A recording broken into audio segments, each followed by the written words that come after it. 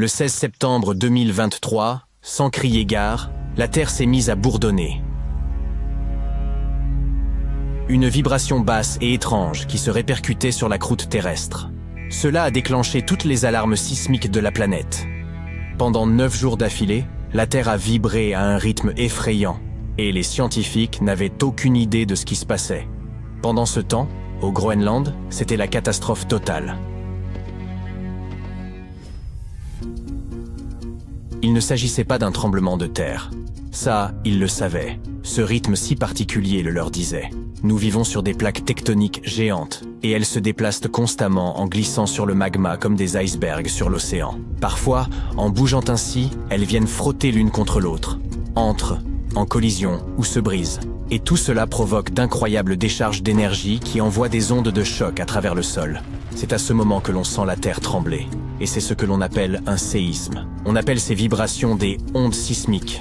Les sismomètres les perçoivent comme un grondement. Lors d'un tremblement de terre typique, ces ondes créent tout un tas de fréquences différentes. Il s'agit d'un mélange chaotique de basses et de hautes fréquences, comme si l'on appuyait sur toutes les touches d'un piano en même temps.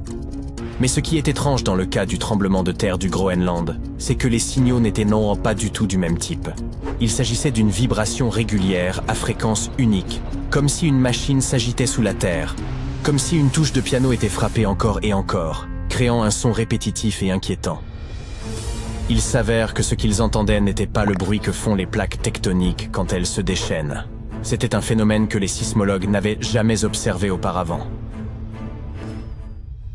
Les jours passaient, et le bruit mystérieux ne cessait pas. Les vibrations se produisaient toutes les 90 secondes et résonnaient dans le monde entier. Les sismologues étaient de plus en plus désespérés. Ils n'avaient absolument aucune idée de ce à quoi ils avaient affaire. Ils durent réunir une vaste équipe internationale composée de 68 spécialistes originaires de 15 pays différents. Pendant plusieurs jours, tous ces scientifiques recueillirent des données sismiques, des images satellites et firent des calculs complexes. Jusqu'à ce qu'ils finissent par trouver le coupable. C'était l'eau. Le problème venait d'une région isolée et déserte de l'est du Groenland. Cet endroit regorge de fjords, des bras de mer étroits situés entre de hautes falaises, des vallées profondes remplies d'eau et entourées d'imposantes parois rocheuses. Dans cette région, située au milieu de pics escarpés et d'eau glaciale, l'air est calme. Le paysage semble figé dans le temps. Rien n'a changé pendant des années, jusqu'au jour où un glissement de terrain colossal s'est produit dans le fjord Dixon. L'un des flancs de montagnes abruptes qui surplombent le fjord de près de 1220 mètres s'est effondré dans un gigantesque éboulement. Imaginez un énorme morceau de montagne se brisant et s'écrasant dans le fjord en contrebas. Un déluge de roches et de glace s'est abattu sur l'eau. L'impact a été tout simplement apocalyptique. 25 millions de mètres cubes de débris. C'est suffisamment de glace et de roches pour remplir 10 000 piscines olympiques ou 10 grandes pyramides de Gizeh. Et toute cette matière a été projetée dans l'eau avec une telle force qu'il en a résulté un tsunami de 110 mètres de haut, plus haut que la Statue de la Liberté. Mais le plus fou, c'est que cette vague incroyablement puissante était coincée entre les falaises étroites du fjord, et elle ne pouvait pas s'échapper. C'était un peu comme de l'eau qui s'agite violemment dans une baignoire. Pendant 9 jours, le méga-tsunami a continué à se frayer un chemin à travers le fjord. Voilà pourquoi nous entendions ce bourdonnement continu. C'était le va-et-vient rythmique de l'eau qui claquait contre les parois. Les ondes de choc se propagèrent dans les profondeurs de la croûte terrestre. Des vibrations si puissantes qu'elles furent captées par les sismomètres du monde entier. Ce phénomène était si rare, si inédit, que les scientifiques en étaient abasourdis. Il s'agissait d'une parfaite combinaison d'éléments. Un glacier, affaibli par des années de réchauffement, n'avait plus la force de supporter le poids de la montagne située au-dessus de lui. L'effondrement était inévitable et le chaos a littéralement ébranlé la Terre. Il y a souvent des gens dans cette zone, dans des bateaux de croisière par exemple. Encore une chance que personne n'ait perdu la vie dans ce désastre. Mais il s'en est fallu de peu. Un paquebot touristique, échoué dans la région 2 jours auparavant, a échappé de justesse au tsunami par le plus grand des hasards. Cela ne veut pas dire qu'il n'y a pas eu de pertes. Les vagues ont détruit un site inuit, situé à proximité. Il était resté intact pendant plus de 200 ans. Elles ont également emporté les abris d'une station de recherche située à quelques 70 km de là. Les vibrations ont voyagé du Groenland jusqu'au pôle sud en moins d'1 heure. Cela montre à quel point de tels événements peuvent être dangereux. Et ce n'est pas le seul endroit où de telles catastrophes se produisent. Dans la belle communauté californienne de Rancho Palos Verdes, le sol se déplace si rapidement qu'il éventre les maisons. Le terrain a toujours été assez instable dans cette région. Sa géologie est unique. Elle repose sur un sol meuble, riche en argile, et se trouve sur une ligne de faille, ce qui la rend sujette au glissement de terrain. Cela signifie que cette zone est exposée à de lents déplacements souterrains qui s'étalent sur des années et années, même en l'absence de phénomènes météorologiques exceptionnels. Il en est ainsi depuis des décennies, mais le mouvement est généralement lent et plutôt prévisible, de l'ordre de 0,3 mètres par an. Imaginez que vous retrouviez un arbre près duquel vous jouiez quand vous étiez enfant à 6 mètres de son emplacement d'origine. Pendant des dizaines d'années, les habitants se sont adaptés. Ils ont construit leurs maisons sur des poutres ajustables. Cela a permis aux habitations de se déplacer avec le terrain. Cette stratégie a bien fonctionné jusqu'à aujourd'hui. Récemment, la situation s'est nettement détériorée dans la communauté. La Terre se déplace actuellement de 0,3 mètres par semaine. C'est comme si votre arbre avait bougé de 290 mètres depuis vos années d'enfance. Les 2 dernières années ont également été marquées par de fortes pluies et le temps s'est dégradé. Cela a augmenté la teneur en eau du sol. La Terre est devenue plus lourde et plus sujette à de rapides mouvements. Aujourd'hui, cet endroit idyllique en bord de mer s'est transformé en zone sinistrée. Des fissures sont apparues dans les placards, les jardins et les routes, s'agrandissant de jour en jour. Les rues sont maintenant déformées et tordues, et le paysage prend l'aspect d'un parc d'attractions délirant. Les maisons qui tenaient encore debout ont été arrachées de leurs fondations, certaines même coupées en 2. La porte d'une habitation a été soulevée à 2,5 mètres du sol. Des quartiers entiers ont été plongés dans le chaos. Les services publics ont dû couper le gaz et l'électricité pour une durée indéterminée afin de prévenir d'éventuelles catastrophes. Le quartier de Portuguese Bend est le plus durement touché, ses habitants vivant littéralement au bord du gouffre. Ce quartier a toujours bénéficié d'une vue imprenable sur l'océan et d'une agréable brise marine, et des chevaux et des ponts se promenaient dans ces rues bordées d'arbres. Mais aujourd'hui, c'est comme si un tremblement de terre s'était produit. Sauf que cette fois, le séisme ne s'arrête pas. Pour beaucoup, cet endroit ressemble à un paradis. Si seulement la terre cessait de se déplacer sous leurs pieds. Les habitants n'abandonnent donc pas. Certains ont dû partir, mais beaucoup sont déterminés à rester et à se battre, malgré les dégâts immenses. Toutefois, sauver leurs biens leur coûte des centaines de milliers de dollars. Ils ont installé des générateurs pour avoir de la lumière et ont mis en place des systèmes d'égouts et des pompes pour drainer les eaux souterraines à l'origine des glissements de terrain.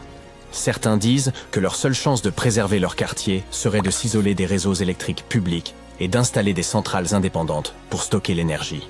Les habitants font tout ce qu'ils peuvent pour faire fonctionner leur réseau d'égouts à l'aide de générateurs. Ils espèrent de pouvoir évacuer toute l'eau à l'origine de ces glissements de terrain infernaux. Ils sont déterminés à lutter, mais ils auront besoin de l'aide et du soutien du gouvernement pour combattre cette catastrophe. Les glissements de terrain sont plus fréquents aux États-Unis qu'on ne le pense généralement. De nouvelles cartes et données montrent que des milliers de personnes pourraient être en danger. Des scientifiques ont réussi à créer la première carte détaillée, indiquant où ces glissements pourraient se produire à l'avenir, comté par comté. Cette carte s'appuie sur de nombreuses statistiques et sur plus d'1 million d'incidents survenus par le passé. Selon cette carte, près de 44% du territoire des États-Unis risque de subir des glissements de terrain, ce qui pourrait entraîner des catastrophes insensées dans certaines régions. Heureusement, les habitants et les ingénieurs ont maintenant de solides informations à leur disposition. Mais tout cela montre à quel point nous sommes vulnérables aux catastrophes naturelles et combien il est important de toujours rester vigilant.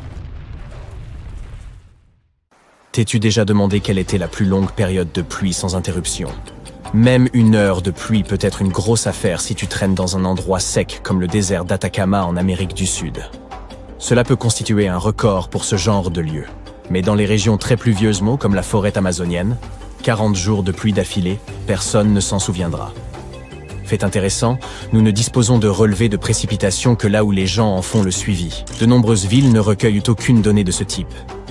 Et puis, il y a énormément d'endroits inhabités sur Terre, comme les forêts tropicales ou l'océan. Nos connaissances sur les précipitations sont donc un peu inégales. Si nous voulons parler de records, Hawaï en détient quelques-uns. Les gens là-bas vivent de longues journées sous la pluie, surtout sur les îles où les vents soufflent vers les montagnes. De 1939 à 1940, ils ont enregistré 331 jours d'affilée avec des précipitations mesurables. Si tu es du genre à regarder la pluie derrière ta fenêtre avec une tasse de thé, cela te semblera idéal. Mais nous avons tous besoin de voir le soleil, au moins de temps en temps. Prendre un peu de soleil est bon pour le corps et l'esprit. Ça permet d'absorber de la vitamine D. 5 à 15 minutes de soleil, quelques fois par semaine, peuvent te faire une grande différence. Et, as-tu déjà entendu l'expression « humeur ensoleillée » ? Des chercheurs ont découvert que les gens se sentent un peu déprimés lorsqu'il n'y a pas beaucoup de soleil autour d'eux. Les journées ensoleillées nous rendent heureux. Le soleil stimule la sérotonine, qui combat le blues. Et cette sérotonine solaire n'aide pas uniquement ton humeur. Elle t'aide aussi à dormir, et c'est aussi un assistant cardiaque. Lorsque le soleil touche ta peau, ton corps libère de l'oxyde nitrique, qui fait baisser ta tension artérielle. Avec une tension saine, on a un cœur plus sain. Maintenant, va dire ça aux gens qui ont dû subir 881 jours consécutifs de pluie. Oui, le record a été établi, presque 3 années complètes de pluie. Ça s'est passé de 1913 à 1916 à Onomumaki, à Hawaï. Il a plu comme jamais. La région, comme tu le sais peut-être, est une forêt tropicale humide. Comment les nuages créent-ils de la pluie? La pluie survient lorsque de l'air humide monte dans le ciel et se refroidit un peu. Lorsque cet air se refroidit, ces molécules se blottissent les unes contre les autres et viennent former un nuage duveteux. Après ça, à l'intérieur de ce nuage, les choses deviennent plus amusantes. L'air, en se déplaçant, peut parfois faire en sorte que ces gouttelettes se heurtent les unes contre les autres et grossissent et guillent. Elles peuvent alors se transformer en cristaux de glace au sommet du nuage, où il fait froid. Ces gouttelettes de glace deviennent ensuite assez lourdes et dégringolent et se transformant en pluie. Mais il n'y a pas qu'un seul type de pluie. Elle peut provenir de toutes sortes d'orages. Les orages apparaissent, mouillent un tout, puis continuent leur chemin. Ils peuvent déverser des tonnes de pluie en un rien de temps. Les orages d'hiver, en revanche, sont plus calmes. Ils restent là pendant des jours et déversent une pluie fine ou même de la neige s'il fait assez froid. La météo est comme nous, elle a ses humeurs. Mais la nature sait équilibrer les choses. Après l'orage, vient le soleil, et l'air s'assèche et nous pouvons profiter du ciel dégagé. Mais les choses peuvent devenir intéressantes si tu te trouves dans une zone montagneuse proche de l'océan. Lorsque l'air humide de la mer atteint les montagnes, il est forcé de les escalader, ce qui crée des précipitations qui durent parfois des semaines. Et si je te disais qu'il y a eu une époque sur Terre où la pluie est tombée sans discontinuer pendant 2 millions d'années et a complètement bouleversé le destin de la planète? Une fois l'ère permienne achevée, il y a environ 234 millions d'années. Je n'étais pas encore né, mais j'ai lu des articles sur le sujet. Le Trias a commencé, marqué par une longue période de précipitation. Ce phénomène est aujourd'hui appelé l'épisode pluvial du Carnien. Ce n'est pas moi qui ai décidé de ce nom. Des études récentes, étayées par des preuves, suggèrent qu'en fait le destin de la planète n'a pas été bouleversé et qu'il y a eu en vérité combustion de charbon et pas de pluie continue. Voilà qui brise un mythe solide. Une bonne chose de fait. Ensuite, nous avons les joints colonnaires, un terme sophistiqué pour désigner les motifs amusants qui se forment dans les coulées de lave, les filons-couches, les digues et d'autres éléments rocheux. Il en existe de toutes les formes et de toutes les tailles. La plupart se présentent sous la forme de colonnes droites et parallèles. D'autres ont des courbes et des largeurs variables. Elles peuvent atteindre une hauteur de 3000 cm. Enfin, 30 mètres, quoi. Ces colonnes sont formées par la pression et le refroidissement. Lorsque la lave se refroidit, elle rétrécit et se fissure. Une fois qu'une fissure s'est formée, la lave se déplace. Ces fissures s'étendent sur la surface de la coulée. L'eau se faufile dans la lave, ce qui la fait refroidir rapidement en commençant par la surface, créant ces motifs. Le Devil's Postpile, en Californie, est un endroit à visiter absolument si tu veux voir des joints colonnaires. Mais bon, on en trouve partout dans le monde. Levons les yeux, le spectacle va être magique. Les arcs-en-ciel de feu, également appelés arcs circumhorizontaux, ressemblent à des flammes qui dansent sur les nuages. Pour voir ces choses magnifiques, il te faut des cirrus et aussi que le soleil soit à au moins 58 degrés de hauteur. Il s'agit d'une collaboration entre la lumière du soleil et les nuages. Voyons cela plus en détail. Prends Londres, par exemple. La ville se trouve à environ 51 degrés au nord. Du coup, désolé les Londoniens, pas d'arc-en-ciel de feu pour vous. Maintenant, dirigeons-nous vers les eaux profondes pour voir les cercles de culture sous-marins. Il s'agit de motifs circulaires, géants, découverts en 1995 près des côtes sud du Japon. Les habitants ont été déconcertés. Ils les ont surnommés les « cercles mystérieux », comme si l'océan avait un talent secret pour la sculpture sur sable. Le mystère a été résolu en 2011. L'artiste improbable s'est avéré être un minuscule poisson-globe d'à peine 13 cm de long. Les chercheurs ont découvert que les mâles passaient entre 7 et 9 jours à construire leur cercle en nageant et en utilisant leurs nageoires pour creuser des vallées dans le sol sablonneux. Ils décordent les sommets de leur création avec des morceaux de coquillages et de coraux, transformant ainsi leurs sculptures en chefs-d'œuvre. D'accord, ils ne le font pas pour l'amour de l'art. Ces cercles ont une fonction. Le centre sablonneux du cercle sert de nid. En nageant, les mâles remuent tout ça et ça attire le sable exactement à l'endroit désiré. Lorsqu'une femelle poisson-globe passe à la nage, le mâle virevolte et danse, faisant tourbillonner le sable autour de lui. Si elle est impressionnée et se dit que c'est un bad boy, elle pond ses œufs dans le cœur du cercle. Et voilà, une fin heureuse. Voyons maintenant les fleurs de givre. Tu as peut-être déjà vu de fines feuilles de glace qui ressemblent à des pétales et qui surgissent parfois des tiges des plantes. Elles sont à peu près aussi épaisses qu'une carte de crédit. Elles se forment lorsqu'il fait froid, que le sol est humide mais pas gelé, et les tiges des plantes non plus. Toutes les plantes ne produisent pas ces fleurs de givre. Il faut que les conditions soient réunies. Voici comment ça se passe. L'eau contenue dans la tige d'une plante est extraite du sol. Lorsqu'elle gèle, elle se dilate et fend la tige verticalement. Au contact de l'air froid, elle se transforme en glace. Au fur et à mesure que l'eau est aspirée par la fente, elle continue à pousser en de très fines couches de glace. La longueur de la fissure détermine si la fleur de givre ressemblera à un ruban fin ou à un ruban large. Et la façon dont elle s'enroule et se forme en pétales est aléatoire. La raison pourrait résider dans la différence de friction le long des côtés de la fente. Ces fleurs de givre sont uniques et délicates, et elles ne durent pas longtemps. Elles disparaissent rapidement. Pour les repérer, garde un œil sur les herbes hautes, en particulier dans les endroits peu tondus. La vernonie géante, les mûres, la Verbessina virginica sont de bonnes candidates. La surface de ce fleuve donne l'impression d'être recouverte d'écailles de poissons. Serait-ce un immense dragon aquatique ou quelque autre créature mythique? Pas vraiment. L'explication est plus terre-à-terre, bien que surprenante à sa manière. Reprenons depuis le tout début. Il s'agit du fleuve Qiantang, situé en Chine, et de la baie de Hangzhou, qui constitue son estuaire, c'est-à-dire la partie où le cours du fleuve rencontre la mer. Cette région est célèbre pour abriter les plus grands mascarets au monde, des vagues de marée puissantes remontant le fleuve à contre-courant. Dans le Qiantang, ces mascarets peuvent atteindre jusqu'à 9 mètres de hauteur, ce qui est impressionnant. La région est régulièrement témoin du passage de ces longues vagues remontant le fleuve. Cependant, en 2021, lors d'une expédition scientifique, des experts ont observé un phénomène naturel extraordinaire, unique à cette zone. Parfois, les vagues arrivent en tourbillonnant, créant ainsi ce que l'on appelle la fameuse marée en écailles de poissons. Ce qui distingue cette région, ce sont ses courants rotatifs, qui font que la marée ne se contente pas de progresser vers les terres avant de rebrousser chemin. En effet, un courant rotatif peut aisément changer de direction sans altérer sa vitesse. Cela fait du fleuve Qiantang un endroit propice à l'apparition de vagues se percutant à des angles obliques et donnant ainsi naissance à un phénomène similaire à une mer croisée. Abordons maintenant ce phénomène. Ces motifs ondulatoires, à 4 côtés sur l'océan, captivent le regard, comme si les divinités sous-marines s'étaient livrées à une partie d'échecs géante. Il s'agit d'une mer croisée, également appelée mer carrée ou onde carrée. Contrairement aux vagues qui atteignent habituellement le rivage de manière parallèle à la côte, celles-ci dessinent un motif en damier à la surface de l'eau dans certaines régions du globe. Vues d'en haut, elles peuvent donner l'impression qu'une grille sous-marine crée ces ondulations carrées. Toutefois, les vagues carrées ne résultent pas d'un phénomène se produisant sous la surface. Elles sont générées par la dynamique des mouvements de l'eau.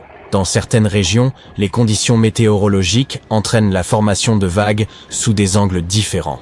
Lorsque deux houles opposées viennent à se rencontrer, ce motif unique apparaît alors à la surface. Aussi fascinant et inhabituel que puisse paraître ce phénomène naturel, il présente également un danger réel.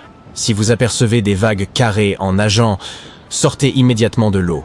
En effet, ces vagues sont souvent associées à des courants d'arrachement, de puissants courants qui se dirigent vers le large à partir de la côte. De plus, les vagues carrées peuvent atteindre jusqu'à 3 mètres de hauteur, une épreuve à laquelle même les nageurs les plus chevronnés ne sauraient en faire face. Laissons de côté les océans pour le moment, afin de nous diriger vers le plus grand volcan actif d'Europe, l'Etna. Ce dernier continue de nous émerveiller avec ses impressionnants spectacles d'anneaux de fumée. Mais attendez, des gens vivent à proximité. Ne faudrait-il pas les évacuer? Le volcan semble sur le point d'entrer en éruption. Du calme, il n'y a pas lieu de s'alarmer. Les spécialistes nous rassurent. La formation de tels anneaux ne présage pas d'une éruption imminente. Ces cercles de fumée blanche sont constitués de vapeur d'eau et se forment à la suite d'éruptions de bulles de gaz dans un conduit étroit, situé au-dessus d'une chambre magmatique. L'Etna a même été surnommée la Dame des Anneaux. Et actuellement, le volcan surpasse ses propres records. Par exemple, en l'an 2000, il a généré environ 5000 de ces anneaux de fumée. D'après les chercheurs, aucun autre volcan sur Terre ne produit autant d'anneaux tourbillonnants que l'Etna. Le cratère sud-est se montre particulièrement actif, émettant sans cesse de magnifiques cercles de vapeur.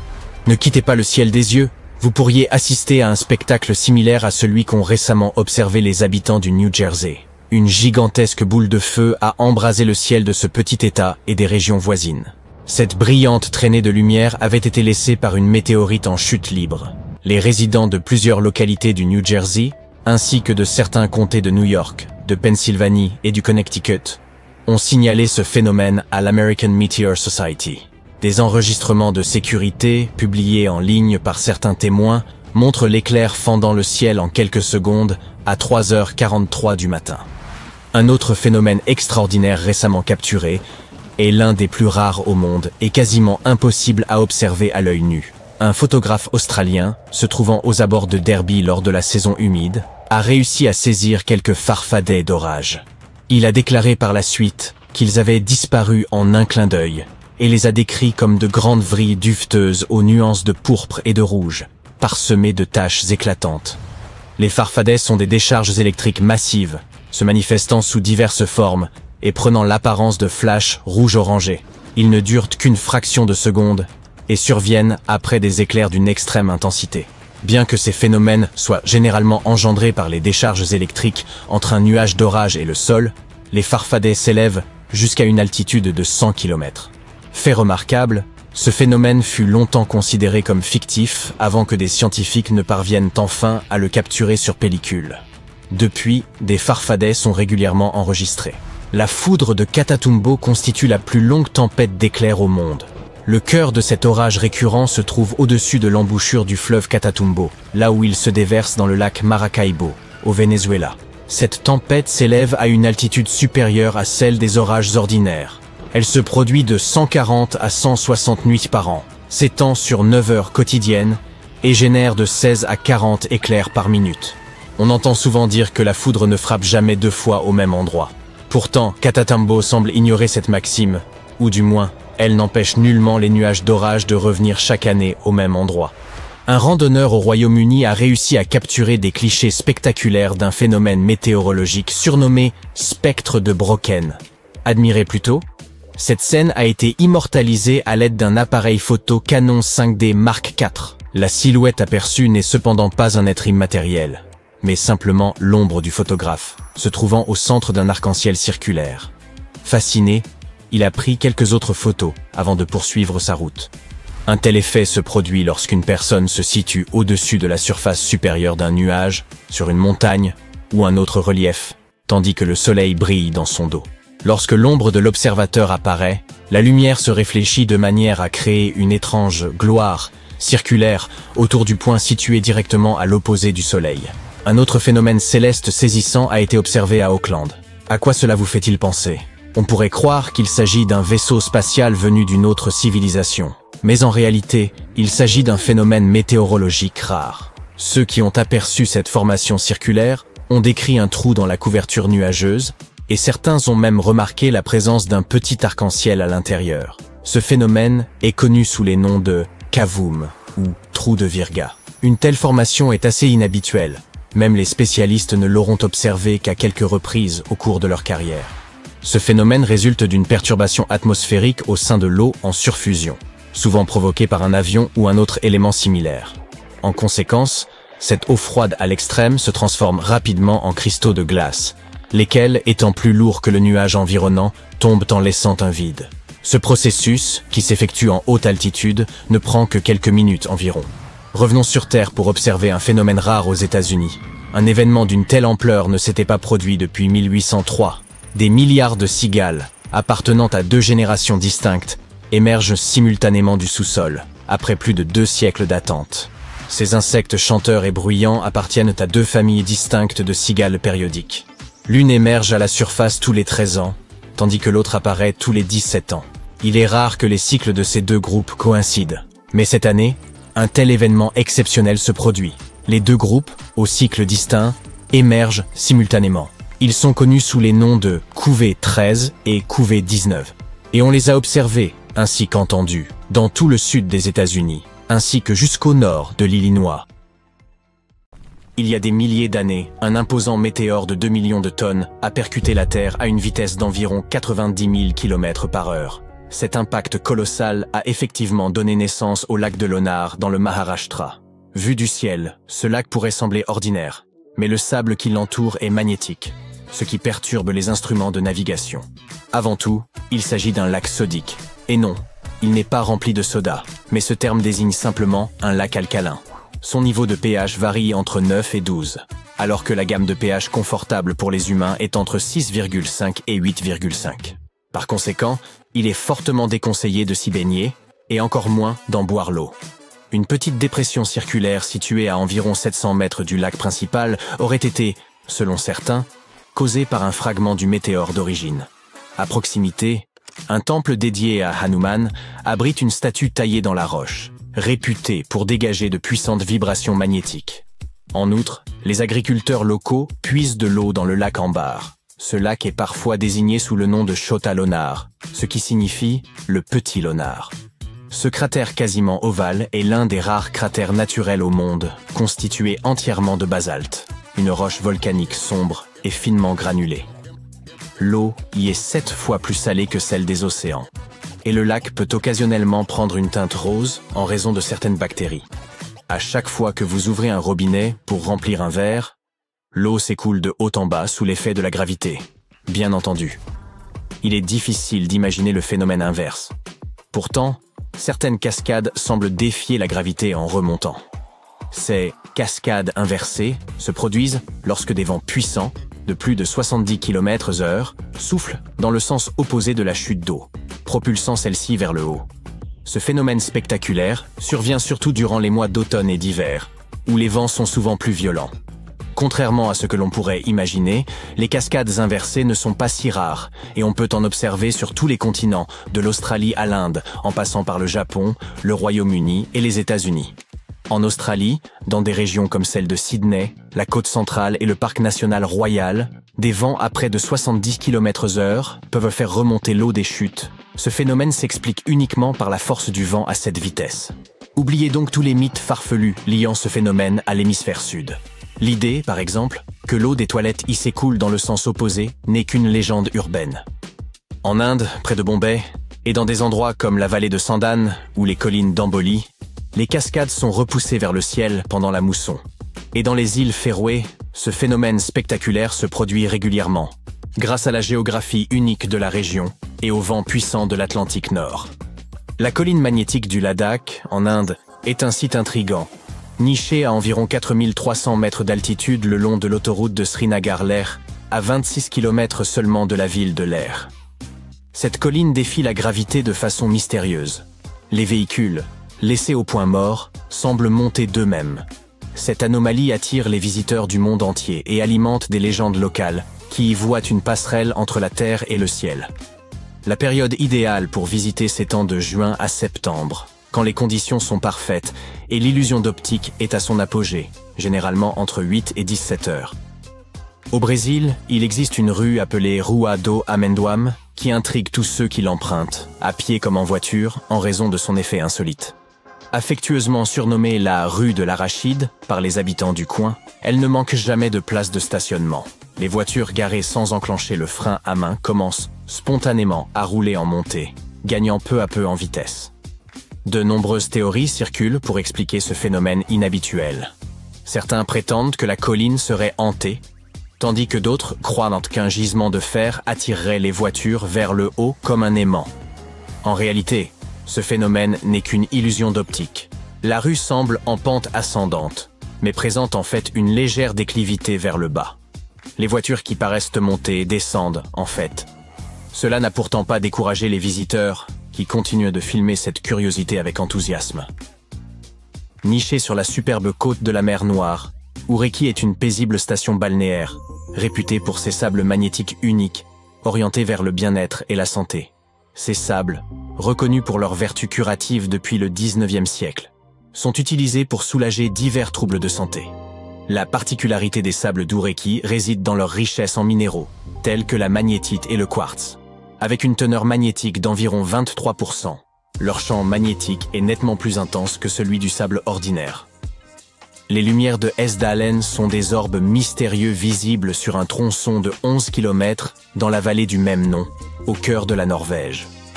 Ces phénomènes lumineux, observés depuis les années 30, peuvent apparaître aussi bien de jour que de nuit, généralement éclatantes de blanc, de jaune ou de rouge. Ces lumières peuvent planer, se déplacer rapidement ou osciller doucement dans les airs. Leur manifestation dure de quelques secondes à plus d'1 heure. Bien qu'il y ait eu un pic d'observation entre 1981 et 1984, la fréquence a chuté pour atteindre environ 10 à 20 apparitions annuelles depuis 2010. Des groupes de recherche, comme le projet Hessdalen, mènent depuis 1983 diverses investigations, alliant études de terrain et recherches scientifiques, afin de percer le mystère de ces lumières. Quant à leur origine, le mystère demeure. Certaines apparitions ont été attribuées aux reflets des phares des voitures, ou à des objets astronomiques.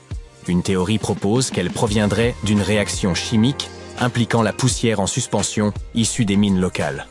Une autre hypothèse avance qu'il s'agirait d'amas de particules interagissant spécifiquement en raison des particularités géologiques de la région. Certains scientifiques émettent l'hypothèse que ces lumières pourraient être générées par un effet piézoélectrique dû à la composition rocheuse de la vallée. D'autres avancent l'idée d'interactions complexes entre les ondes électromagnétiques et les particules de poussière, ce qui expliquerait les formes et les couleurs singulières de ces apparitions lumineuses. La poussière du Sahara, qui a même atteint certaines régions du Royaume-Uni et recouvert les voitures d'une couche rougeâtre, est composée de minéraux naturellement magnétiques. Le 7 septembre 2023, plusieurs personnes ont remarqué que leurs véhicules étaient couverts de taches rougeâtres en raison de la poussière soufflée depuis le Sahara. Une vidéo partagée sur Facebook montrait une personne utilisant un aimant pour retirer la poussière de sa voiture.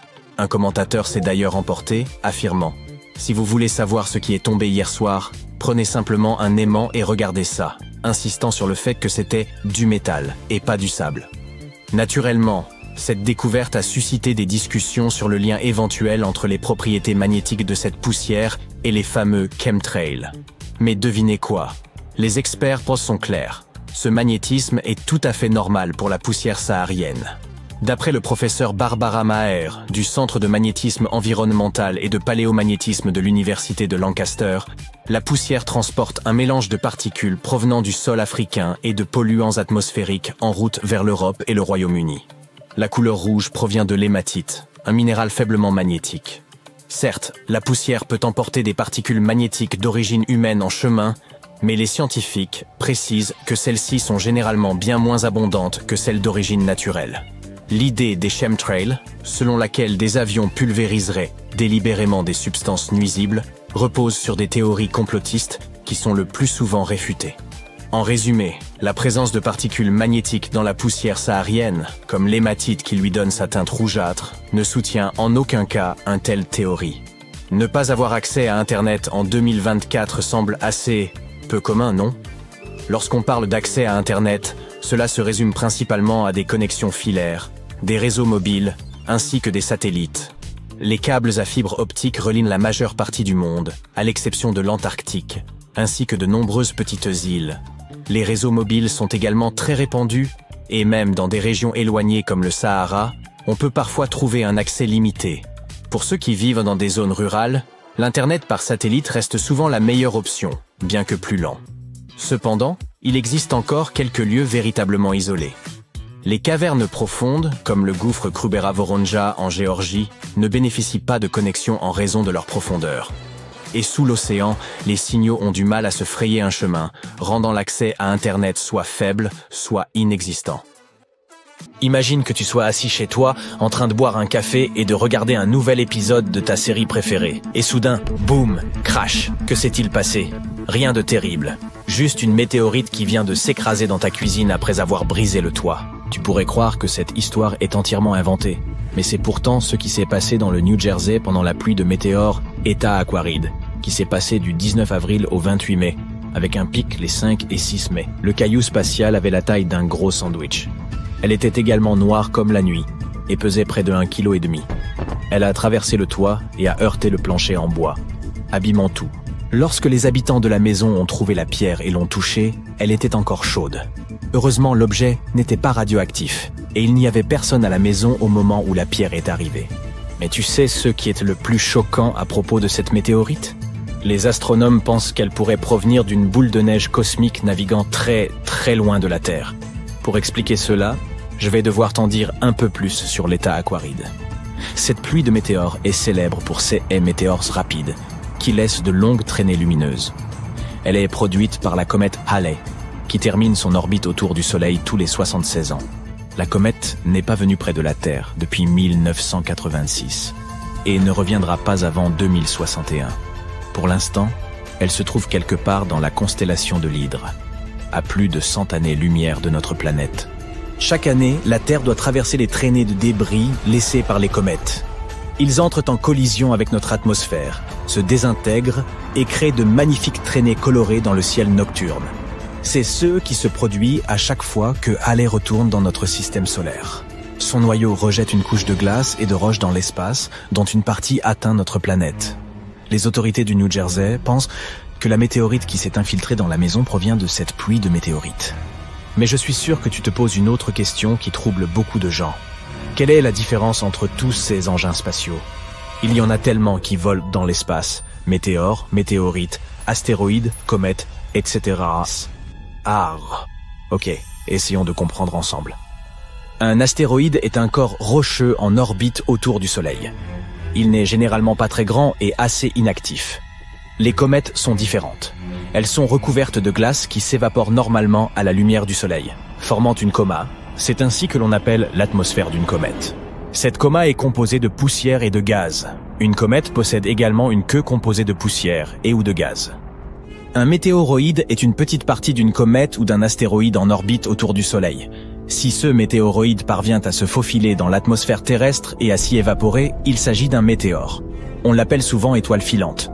Enfin, si un météoroïde parvient à survivre à la traversée de l'atmosphère de notre planète et à atterrir à la surface de la Terre, il devient une météorite. Si tu penses que que les visiteurs de l'espace sont rares, tu te trompes. Chaque jour, notre planète est frappée par plus de 100 tonnes de particules de la taille d'un grain de sable. Environ une fois par an, un astéroïde de la taille d'une voiture entre dans l'atmosphère terrestre, se transforme en une impressionnante boule de feu et brûle, heureusement, avant d'atteindre la surface de la planète. Et tous les 2000 ans environ, un météoroïde de la taille d'un terrain de football s'abat sur la Terre, causant d'importants dégâts. Et maintenant, imagine ceci. Un astéroïde énorme, vraiment énorme, s'approche de notre planète. Personne sur Terre ne peut prédire son apparition. Personne non plus ne peut l'arrêter. C'est pourquoi l'astéroïde s'écrase bientôt sur la surface de la Terre. La force de la collision est si puissante que le voyageur de l'espace ne s'arrête pas avant d'avoir traversé la croûte terrestre sur une profondeur de plusieurs kilomètres. L'impact laisse un cratère de plus de 160 km de diamètre. Des milliers de kilomètres cubes de roches solides se transforment instantanément en vapeur. Le crash déclenche une série de catastrophes naturelles qui anéantissent 75% de la vie sur Terre.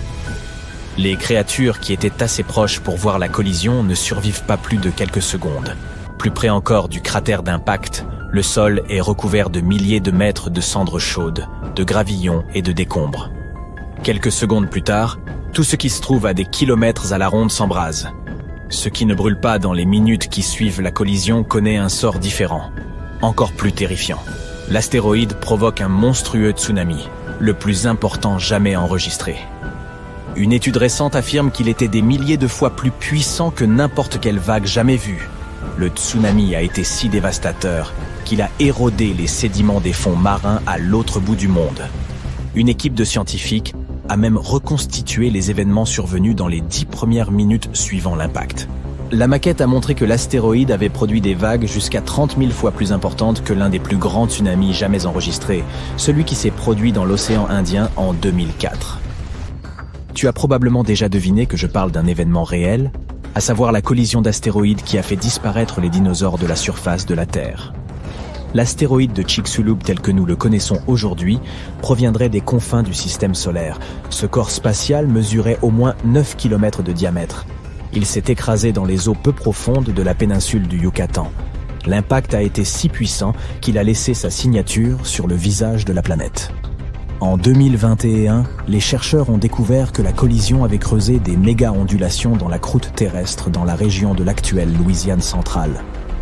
Mais de tels événements dévastateurs, lorsqu'un objet aussi grand menace les habitants de la Terre, se produisent très rarement, une fois tous les quelques millions d'années.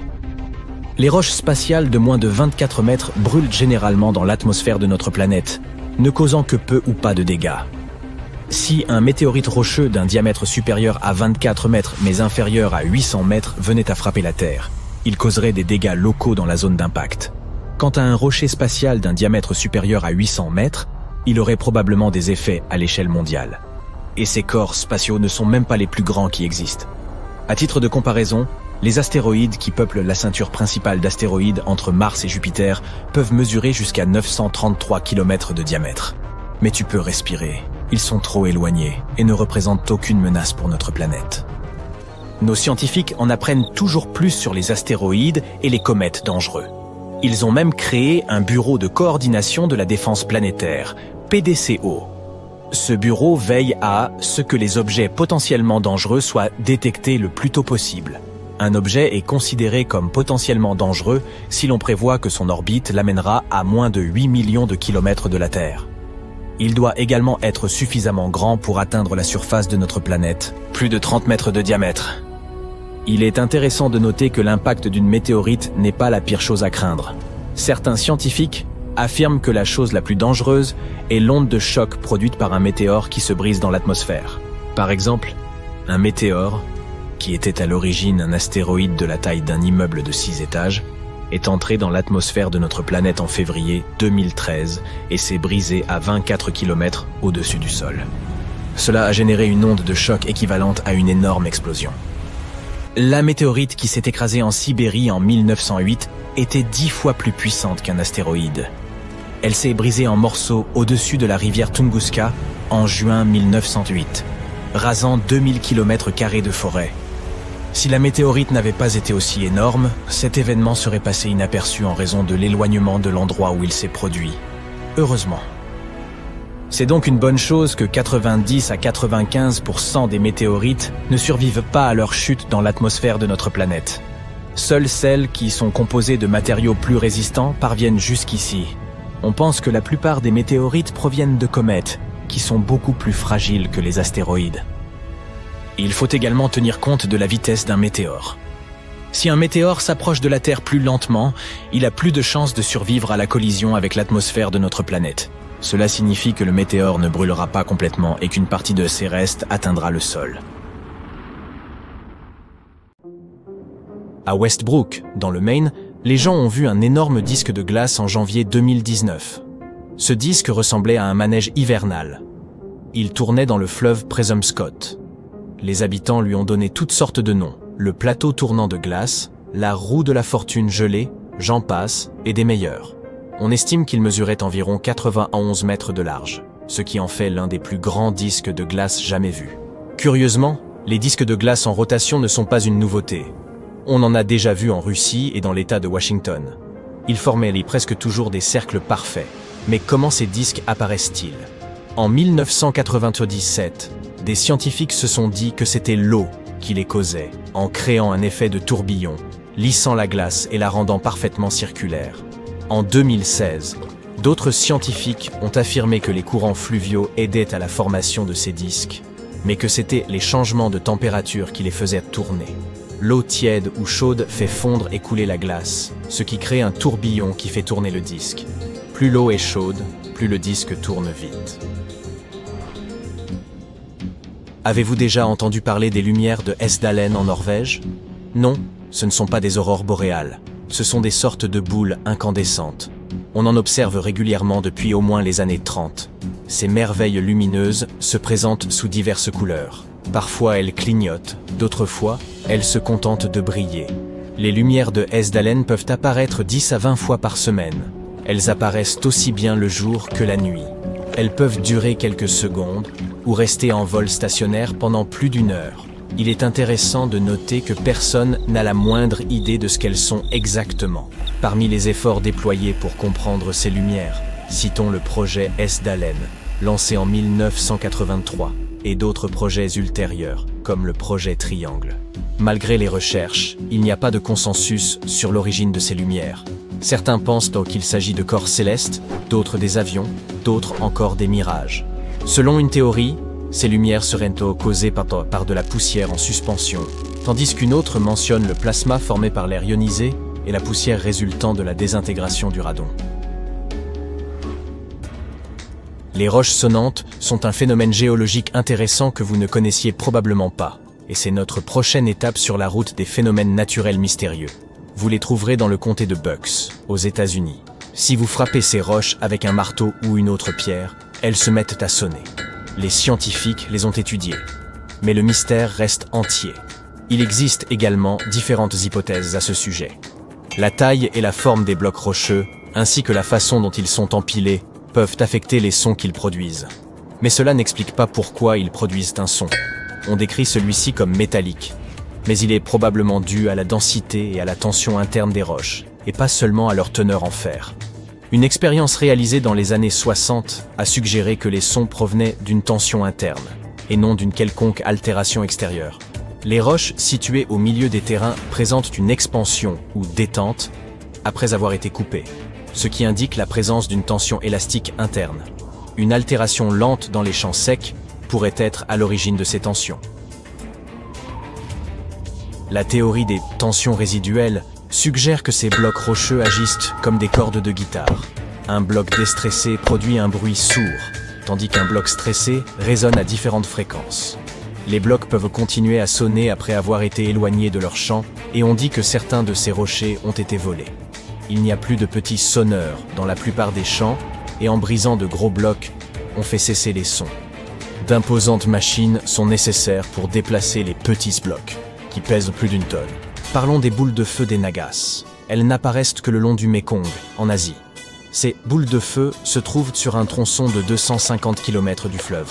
Rougeoyantes, elles s'élèvent naturellement de l'eau vers le ciel. Elles peuvent faire la taille d'une étincelle ou d'un ballon de basket. Selon les habitants, il y aurait entre quelques dizaines et quelques milliers de boules de feu par nuit. On peut les observer tout au long de l'année. Mais elles semblent se manifester le plus souvent au moment de la pleine lune et à la fin de l'automne. Pourquoi? Personne ne le sait. Certains ont tenté d'expliquer scientifiquement le phénomène. Une théorie suggère que de la phosphine provenant des marécages pourrait en être à l'origine. Cependant, les sceptiques affirment qu'il est peu probable qu'une combustion spontanée soit à l'origine du phénomène. Selon une autre explication, il s'agirait d'orbes de plasma créés par l'électricité de surface et flottant librement. Toutefois, ce phénomène se produit généralement dans des environnements contrôlés lors d'expériences et non de manière naturelle. Nous avons ensuite la foudre en boule. Il s'agit d'une chose très rare, une boule incandescente qui apparaît dans l'air. Elles apparaissent en général près du sol pendant les orages, en même temps que les éclairs normaux. Elles peuvent être rouges, oranges, jaunes, blanches ou bleues, et sont souvent accompagnées d'un sifflement et d'une odeur désagréable. Ces sphères lumineuses sont rapides. Elles ne durent que quelques secondes, tournent en rond, puis disparaissent, parfois en silence, parfois avec un petit bruit sec. La foudre en boule peut sembler dérangeante, mais elle est généralement inoffensive.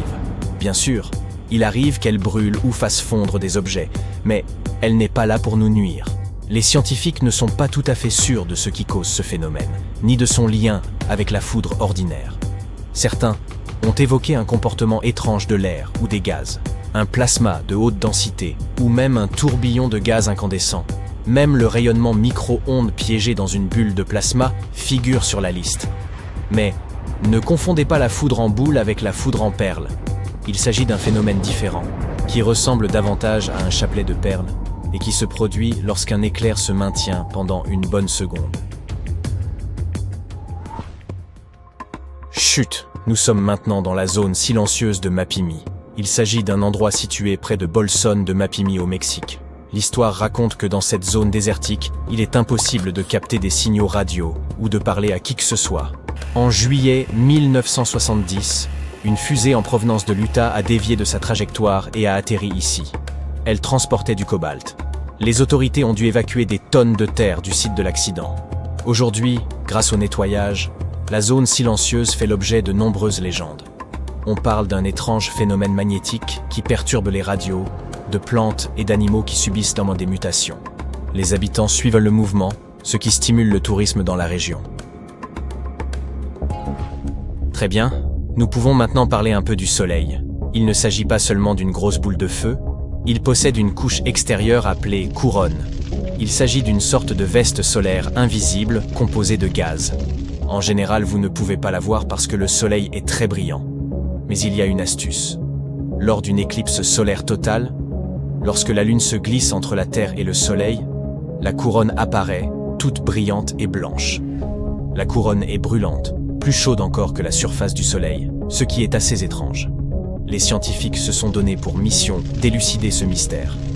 Ils ont découvert ce qu'on appelle des bombes thermiques, qui partent du Soleil et se dirigent vers la couronne, explosant et réchauffant la surface. Mais ce n'est peut-être qu'une partie du puzzle. La surface du Soleil est comme un terrain de jeu couvert de champs magnétiques. Ces champs magnétiques créent des formes intéressantes, par exemple des boucles et des serpentins. Les télescopes nous permettent d'observer ces formes de près. La couronne s'étend relativement loin et émet ce qu'on appelle des vents solaires partout dans le système solaire. Ces particules sont si rapides qu'elles échappent à la gravité de notre bel astre. Et puis il y a un endroit sympa, la plage de Kuala Selangor que vous ne pouvez visiter que lorsque la marée est basse. Les horaires changent tous les jours et vous ne pouvez pas y accéder lorsque la marée est haute. La plupart du temps, la plage est cachée sous la mer et ne figure même pas sur la carte. Mais quand la marée est bonne, elle apparaît. Un peu comme la version malaisienne du Salar d'Uyuni. Les gens l'appellent le miroir du ciel, car lorsqu'il n'est pas immergé, il reflète merveilleusement le ciel. Un endroit génial pour des photos vraiment belles. En plus d'être un endroit idéal pour voyager, il abrite également une faune et une flore très diverses. Par exemple, des palourdes et d'autres coquillages qui vivent sur ces rivages sablonneux. Vivre sur notre belle planète peut sembler sans danger, mais seulement jusqu'à ce que vous commenciez à penser à tout ce qui vous guette au coin de la rue ou dans les vastes ténèbres du cosmos. Voyons ce qui pourrait conduire à la fin de la planète Terre. Chaque nouvelle menace potentielle est plus terrifiante que la précédente. Je vous aurais prévenu. Tout d'abord, parlons des hypercyclones. Cette catastrophe naturelle peut devenir vraiment extrême. Un hypercyclone est un ouragan théorique d'une puissance inégalée. Il se produirait si l'océan était surchauffé en raison du changement climatique. Une éruption volcanique massive pourrait également en être la cause. En tout cas, l'ouragan créé, contrairement aux ouragans habituels, s'étendrait bien au-delà de la basse stratosphère. La vitesse d'une telle tempête atteindrait les 800 km/h. La pression à l'intérieur de l'hypercyclone serait très faible et en conséquence, il durerait plus longtemps qu'un ouragan normal. Il pourrait même durer des semaines. Mais le pire, il endommagerait, voire détruirait, une partie de la couche d'ozone. Et le trou qui en résulterait ferait la taille de l'ensemble du continent nord-américain. Ensuite, il y a les tornades super destructrices. Une tornade est une colonne d'air en rotation violente. Elle s'étend généralement à partir d'un orage et est en contact avec le sol. À l'intérieur d'un nuage d'orage, l'air chaud et humide s'élève et l'air frais retombe avec la pluie ou la grêle. Ces conditions peuvent entraîner l'apparition de courants d'air en rotation à l'intérieur du nuage. Il est intéressant de noter que ces courants d'air sont d'abord horizontaux, mais à un moment donné, ils peuvent redevenir verticaux. et se mettre à descendre, se transformant ainsi en tornades. Certaines tornades sont des tourbillons étroits, comme des cordes. D'autres sont de larges entonnoirs. On classe les tornades à l'aide de l'échelle de Fujita améliorée. Une tornade faible dure normalement quelques minutes et ne se déplace pas à plus de 160 km/h. Le niveau suivant est une tornade forte. Ces tourbillons peuvent durer une vingtaine de minutes et leurs vents peuvent atteindre 320 km/h. Enfin, les tornades violentes peuvent durer plus d'une heure et se déplacer à une vitesse comprise entre 320 et 480 km/h. En moyenne, 1 millier de tornades se produisent chaque année aux États-Unis. Il existe même une région nommée Tornado Alley, une zone qui s'étend sur une dizaine d'États du Midwest. Mais les tornades peuvent survenir dans n'importe quel État. L'une des catastrophes naturelles les plus destructrices a été la tornade des 3 États aux États-Unis. Elle a duré un temps interminable et parcouru 354 km à travers le Missouri, l'Illinois et l'Indiana. La trajectoire moyenne d'une tornade ne dépasse généralement pas les 8 km. Mais que se passerait-il si un jour, une tornade bien plus grande et bien plus puissante que toutes celles que nous avons connues jusqu'à présent traversait des pays et des continents entiers? Elle dévasterait tout sur son passage. Et que dire des orages supercellulaires? C'est le type d'orage le moins courant, mais le plus dangereux. Il est susceptible de provoquer des phénomènes météorologiques violents, des vents destructeurs, de très gros grêlons et même de puissantes tornades. Ce qui rend les orages supercellulaires uniques, c'est la présence d'un courant ascendant profond et persistant appelé mésocyclone. Les orages supercellulaires peuvent durer des heures et causer des dégâts considérables. L'impact d'un astéroïde pourrait également mettre fin à toute forme de vie sur Terre. Si l'un de ces vagabonds de l'espace était suffisamment grand, il pourrait causer une dévastation généralisée, comme ce fut le cas avec l'astéroïde de 13 km de large apparu il y a 66 millions d'années. On dit qu'il a détruit les 3/4 des espèces végétales et animales de la planète, y compris les dinosaures. En fonction de la taille de l'astéroïde et de sa vitesse d'approche, l'impact pourrait provoquer des incendies de grande ampleur, des tsunamis, et créer un « hiver éternel ». Cela se produit lorsque les débris éjectés dans l'atmosphère bloquent la lumière du Soleil et perturbent le climat mondial. Heureusement, grâce à notre technologie, nous remarquerions probablement un astéroïde de cette taille s'approchant de notre planète bien avant la collision, et nous aurions suffisamment de temps pour nous en débarrasser. C'est peut-être notre propre Soleil qui mettra fin à notre monde. Notre étoile est une gigantesque boule de gaz en fusion en constante évolution. De temps à autre, elle crache des bouffées d'énergie, les éruptions solaires. Elles vont souvent de pair avec ce que l'on appelle les éjections de masse coronale. Il s'agit de bulles géantes de gaz ionisé qui peuvent atteindre des vitesses incroyables. Les éruptions volcaniques les plus puissantes font pâle figure face aux éruptions solaires qui libèrent 10 millions de fois plus d'énergie. En quelques minutes, une éruption solaire peut émettre des milliards de tonnes de particules chargées. Les éruptions solaires sont également extrêmement chaudes, avec des températures atteignant plusieurs millions de degrés. Les astronomes pensent que ces explosions de rayonnement solaire se produisent lorsque le champ magnétique du Soleil se déforme dans certaines régions. À un moment donné, toute l'énergie refoulée est libérée. L'étoile émet de la lumière et des particules, principalement des électrons et des protons. La plupart des éruptions solaires durent quelques minutes, mais certaines durent des heures. Les scientifiques classent les éruptions solaires en fonction de leur luminosité en rayons X. Vous ne remarquerez probablement pas les plus petites éruptions si vous ne disposez pas d'un équipement spécial. Les éruptions solaires moyennes provoquent de brèves coupures de courant au pôle, mais rien de grave. Ce sont les éruptions de classe X qui devraient vous inquiéter. Elles provoquent les tempêtes solaires les plus fortes et les plus durables. Si vous pouviez voir les rayons gamma, vous verriez des éclairs d'une luminosité extrême. Ils se produisent tous les jours, éclipsent tout ce qui vous entoure, puis disparaissent à nouveau.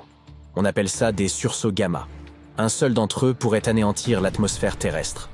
L'éclair qui pourrait détruire notre planète naîtrait très probablement dans une galaxie lointaine, lors de la fusion de 2 étoiles en train de s'effondrer. Il serait immensément puissant et super lumineux. Encore à 1000 années-lumière de la Terre, il brillerait déjà autant que le Soleil. L'atmosphère de notre planète tenterait de nous protéger, mais ce bouclier naturel serait vite détruit.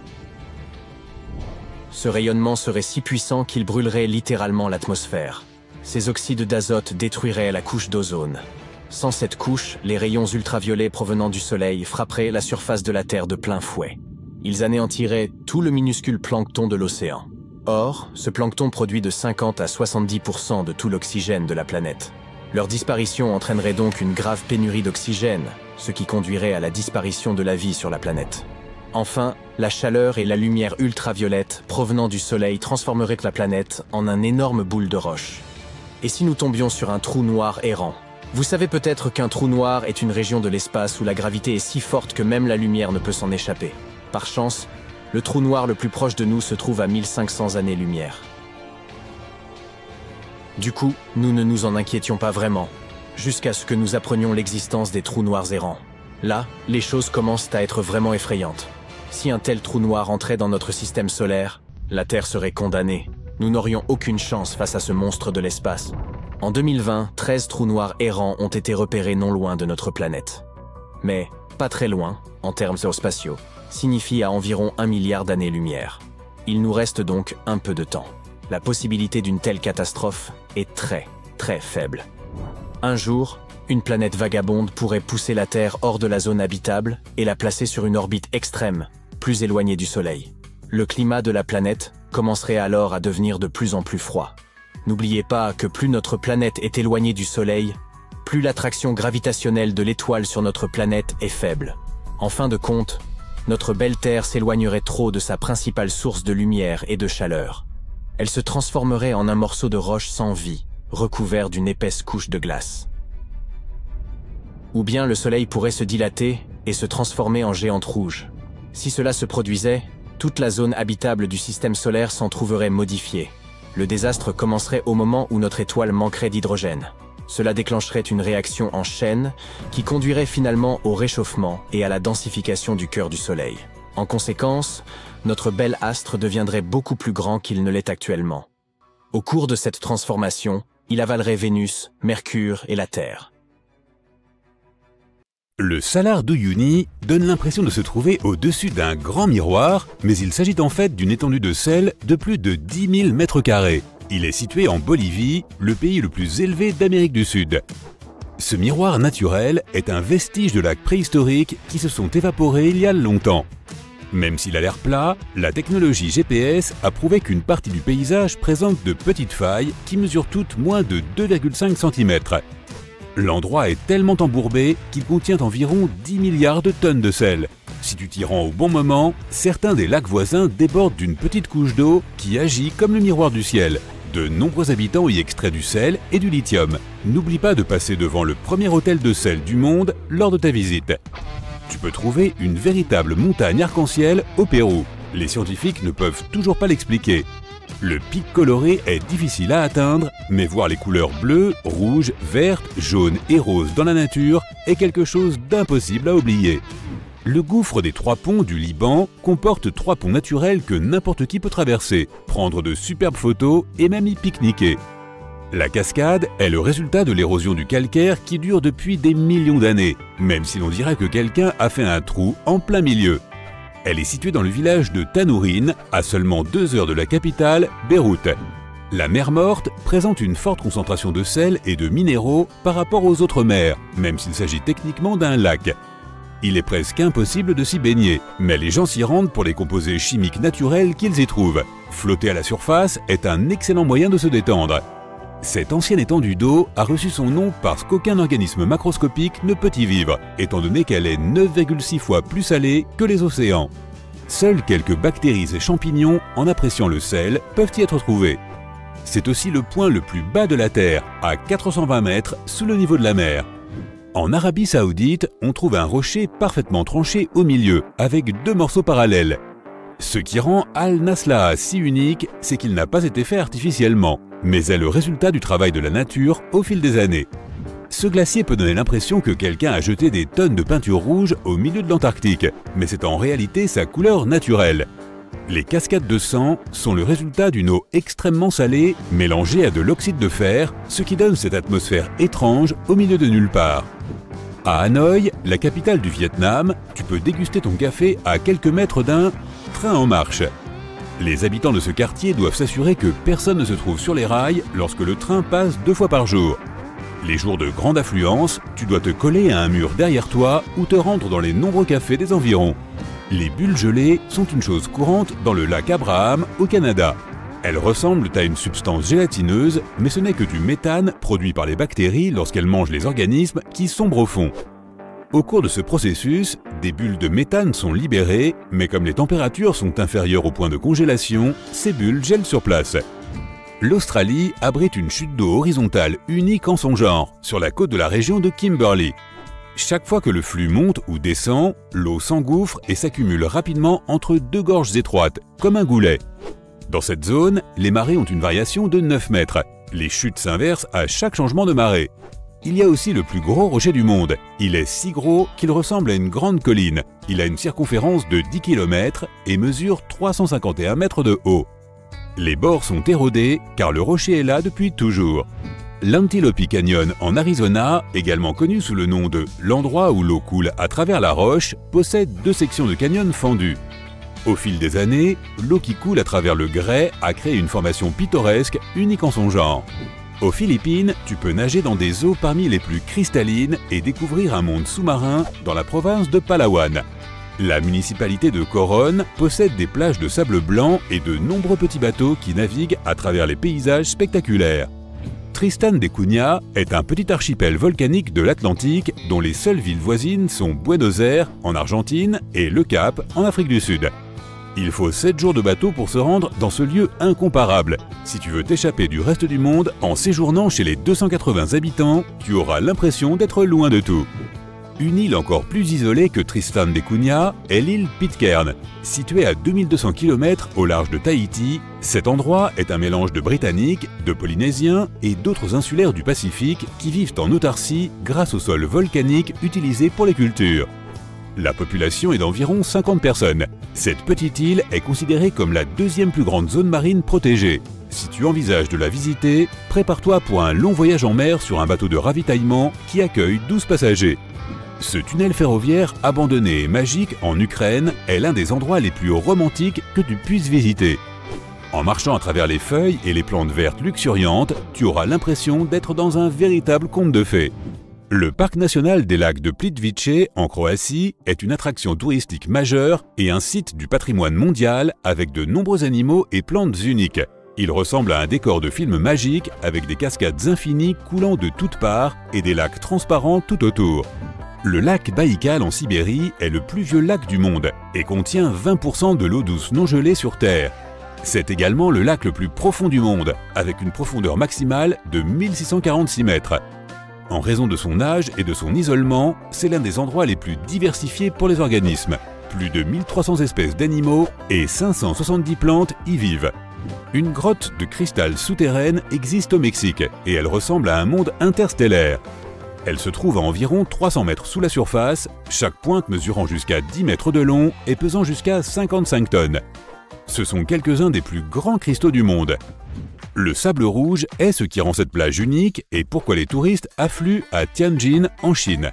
Une plante de couleur rouge, appelée Suaeda salsa, vit dans l'eau salée. Toute la plage est couverte de rouge, avec seule la couche supérieure de la mer visible.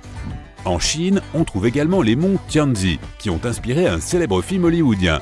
Ces montagnes uniques s'étendent sur 50 km² dans la région de Wulingyuan. Des millions d'années d'érosion rocheuse ont formé cette beauté étonnante. Sous le soleil de Californie se trouve le parc national de Sequoia, qui abrite la forêt géante. Elle existe depuis des milliers d'années. Plus de 8000 de ces arbres colossaux règnent sur le territoire, dont 10 des plus grandes plantes vivantes au monde. Le séquoia General Sherman, dont l'âge est estimé à 2700 ans, est l'arbre à un seul tronc le plus imposant du monde. L'île aux chats du Japon compte une population de moins de 10 personnes et plus de 120 chats. L'île est située dans une région isolée et les habitants l'adorent.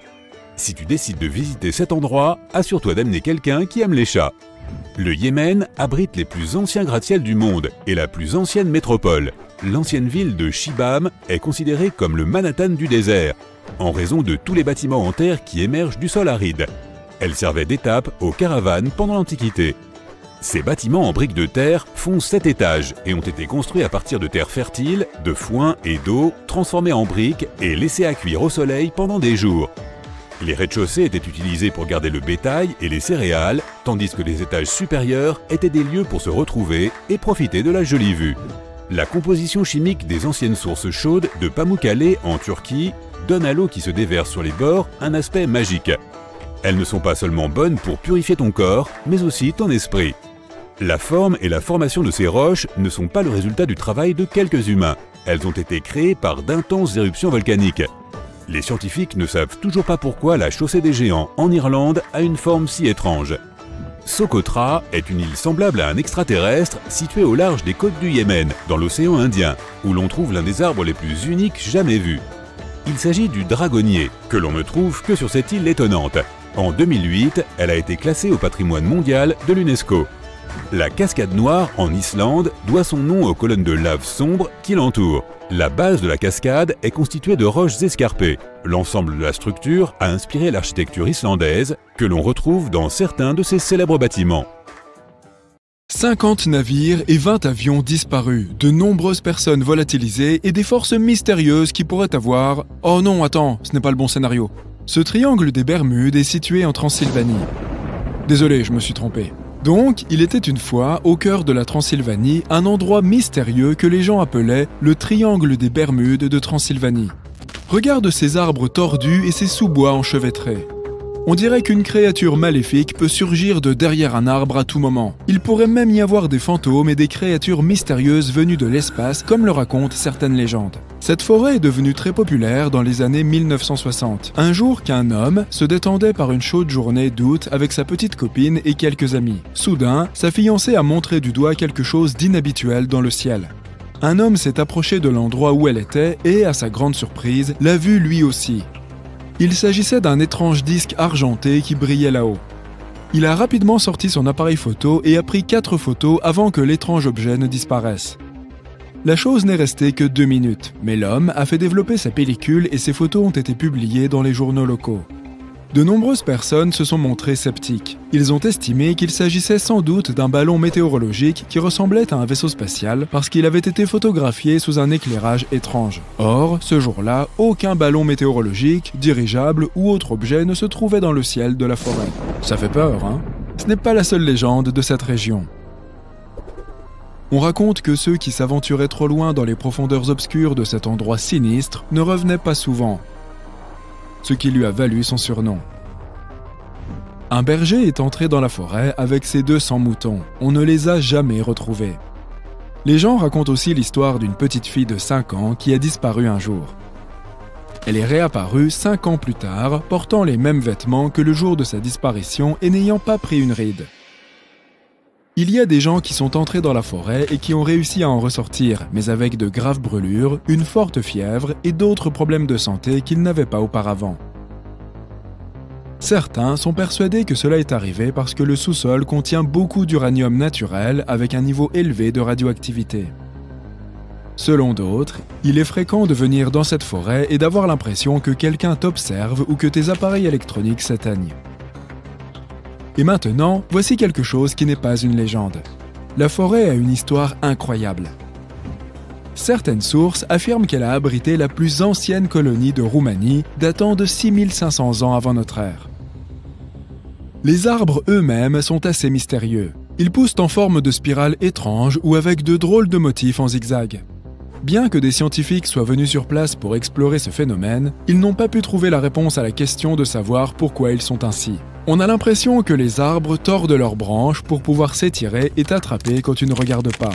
Et ce qui est intéressant, c'est que chacun de ces arbres tordus tourne en spirale dans le sens des aiguilles d'une montre. Mais les légendes affirment que beaucoup de choses inexplicables se sont produites dans une partie spécifique de la forêt où il n'y a ni arbre ni aucun autre type de végétation. Il s'agit d'un cercle parfait appelé The Clearing.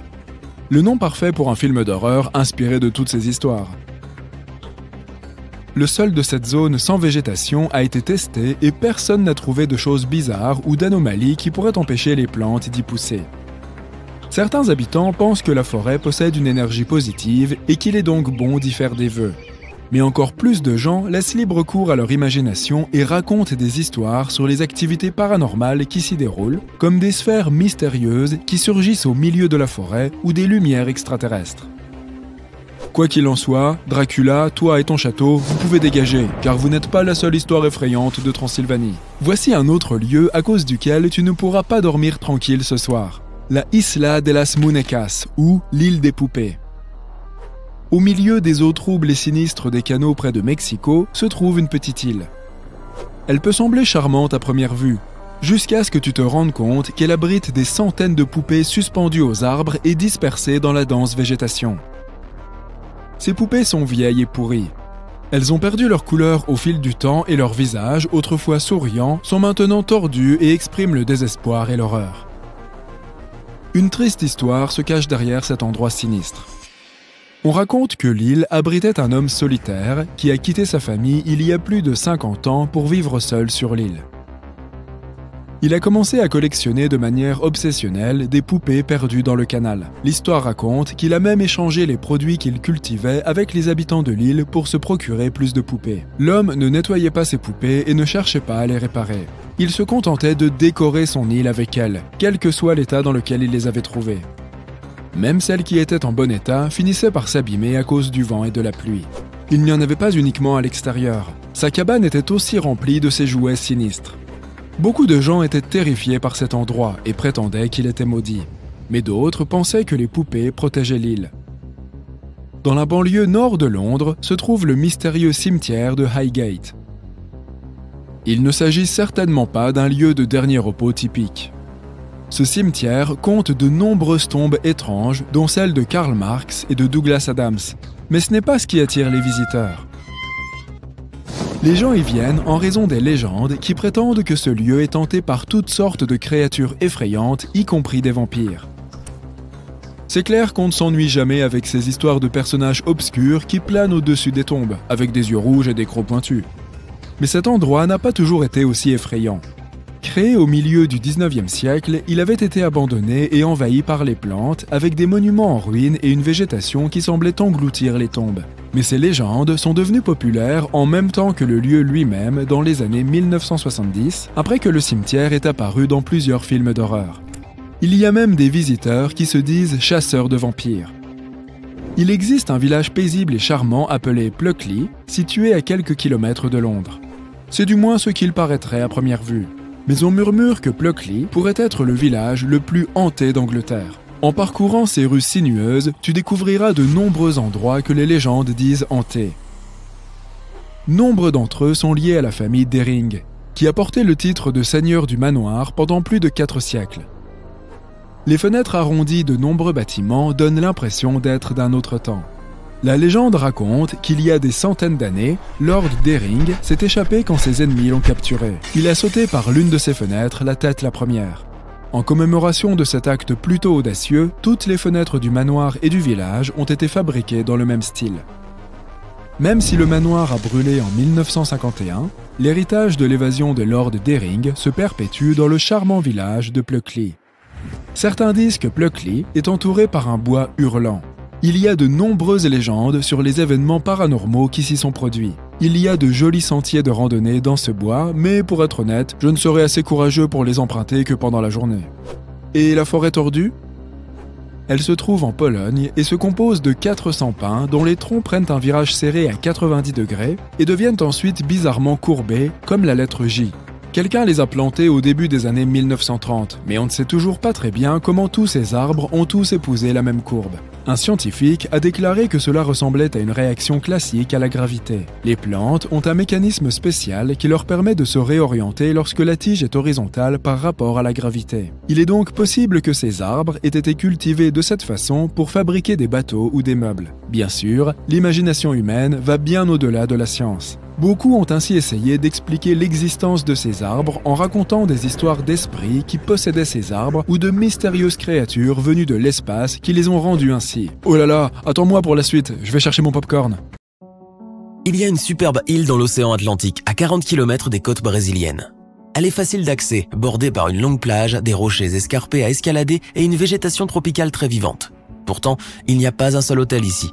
Personne ne fait de rando le long de la côte, personne ne regarde les couchers de soleil au bord de l'océan, et jamais tu ne verras des enfants construire des châteaux de sable sur la plage. Les gens ont quitté cette île il y a longtemps et ne reviendront probablement jamais. Il y a longtemps que des créatures que tu ne voudrais jamais rencontrer se sont emparées de l'île. L'île de Queimada Grande a la plus forte concentration de serpents venimeux au monde. C'est le seul habitat naturel du Jararaca Iloa, l'un des serpents les plus dangereux de la planète. Quelques 2000 à 4000 de ces créatures vivent ici. On dit que tu n'es jamais à plus de 90 cm de croiser l'une d'entre elles sur l'île. Ce sont comme des vendeurs d'assurance-vie. Le Jararaca Iloa a un venin 3 à 5 fois plus puissant que celui de leurs plus proches parents sur le continent. L'évolution les a aidés à le développer pour les nourrir correctement. Leur seule proie sont les oiseaux qui visitent l'île pour se reposer. Les Jararaca Iloa doivent se glisser sur les rochers pour le déjeuner et ne peuvent pas attendre et tracer ces oiseaux comme les autres serpents. Ils ont donc développé un super venin qui agit presque instantanément. Une légende affirme que les serpents se sont retrouvés au milieu de l'océan grâce aux pirates.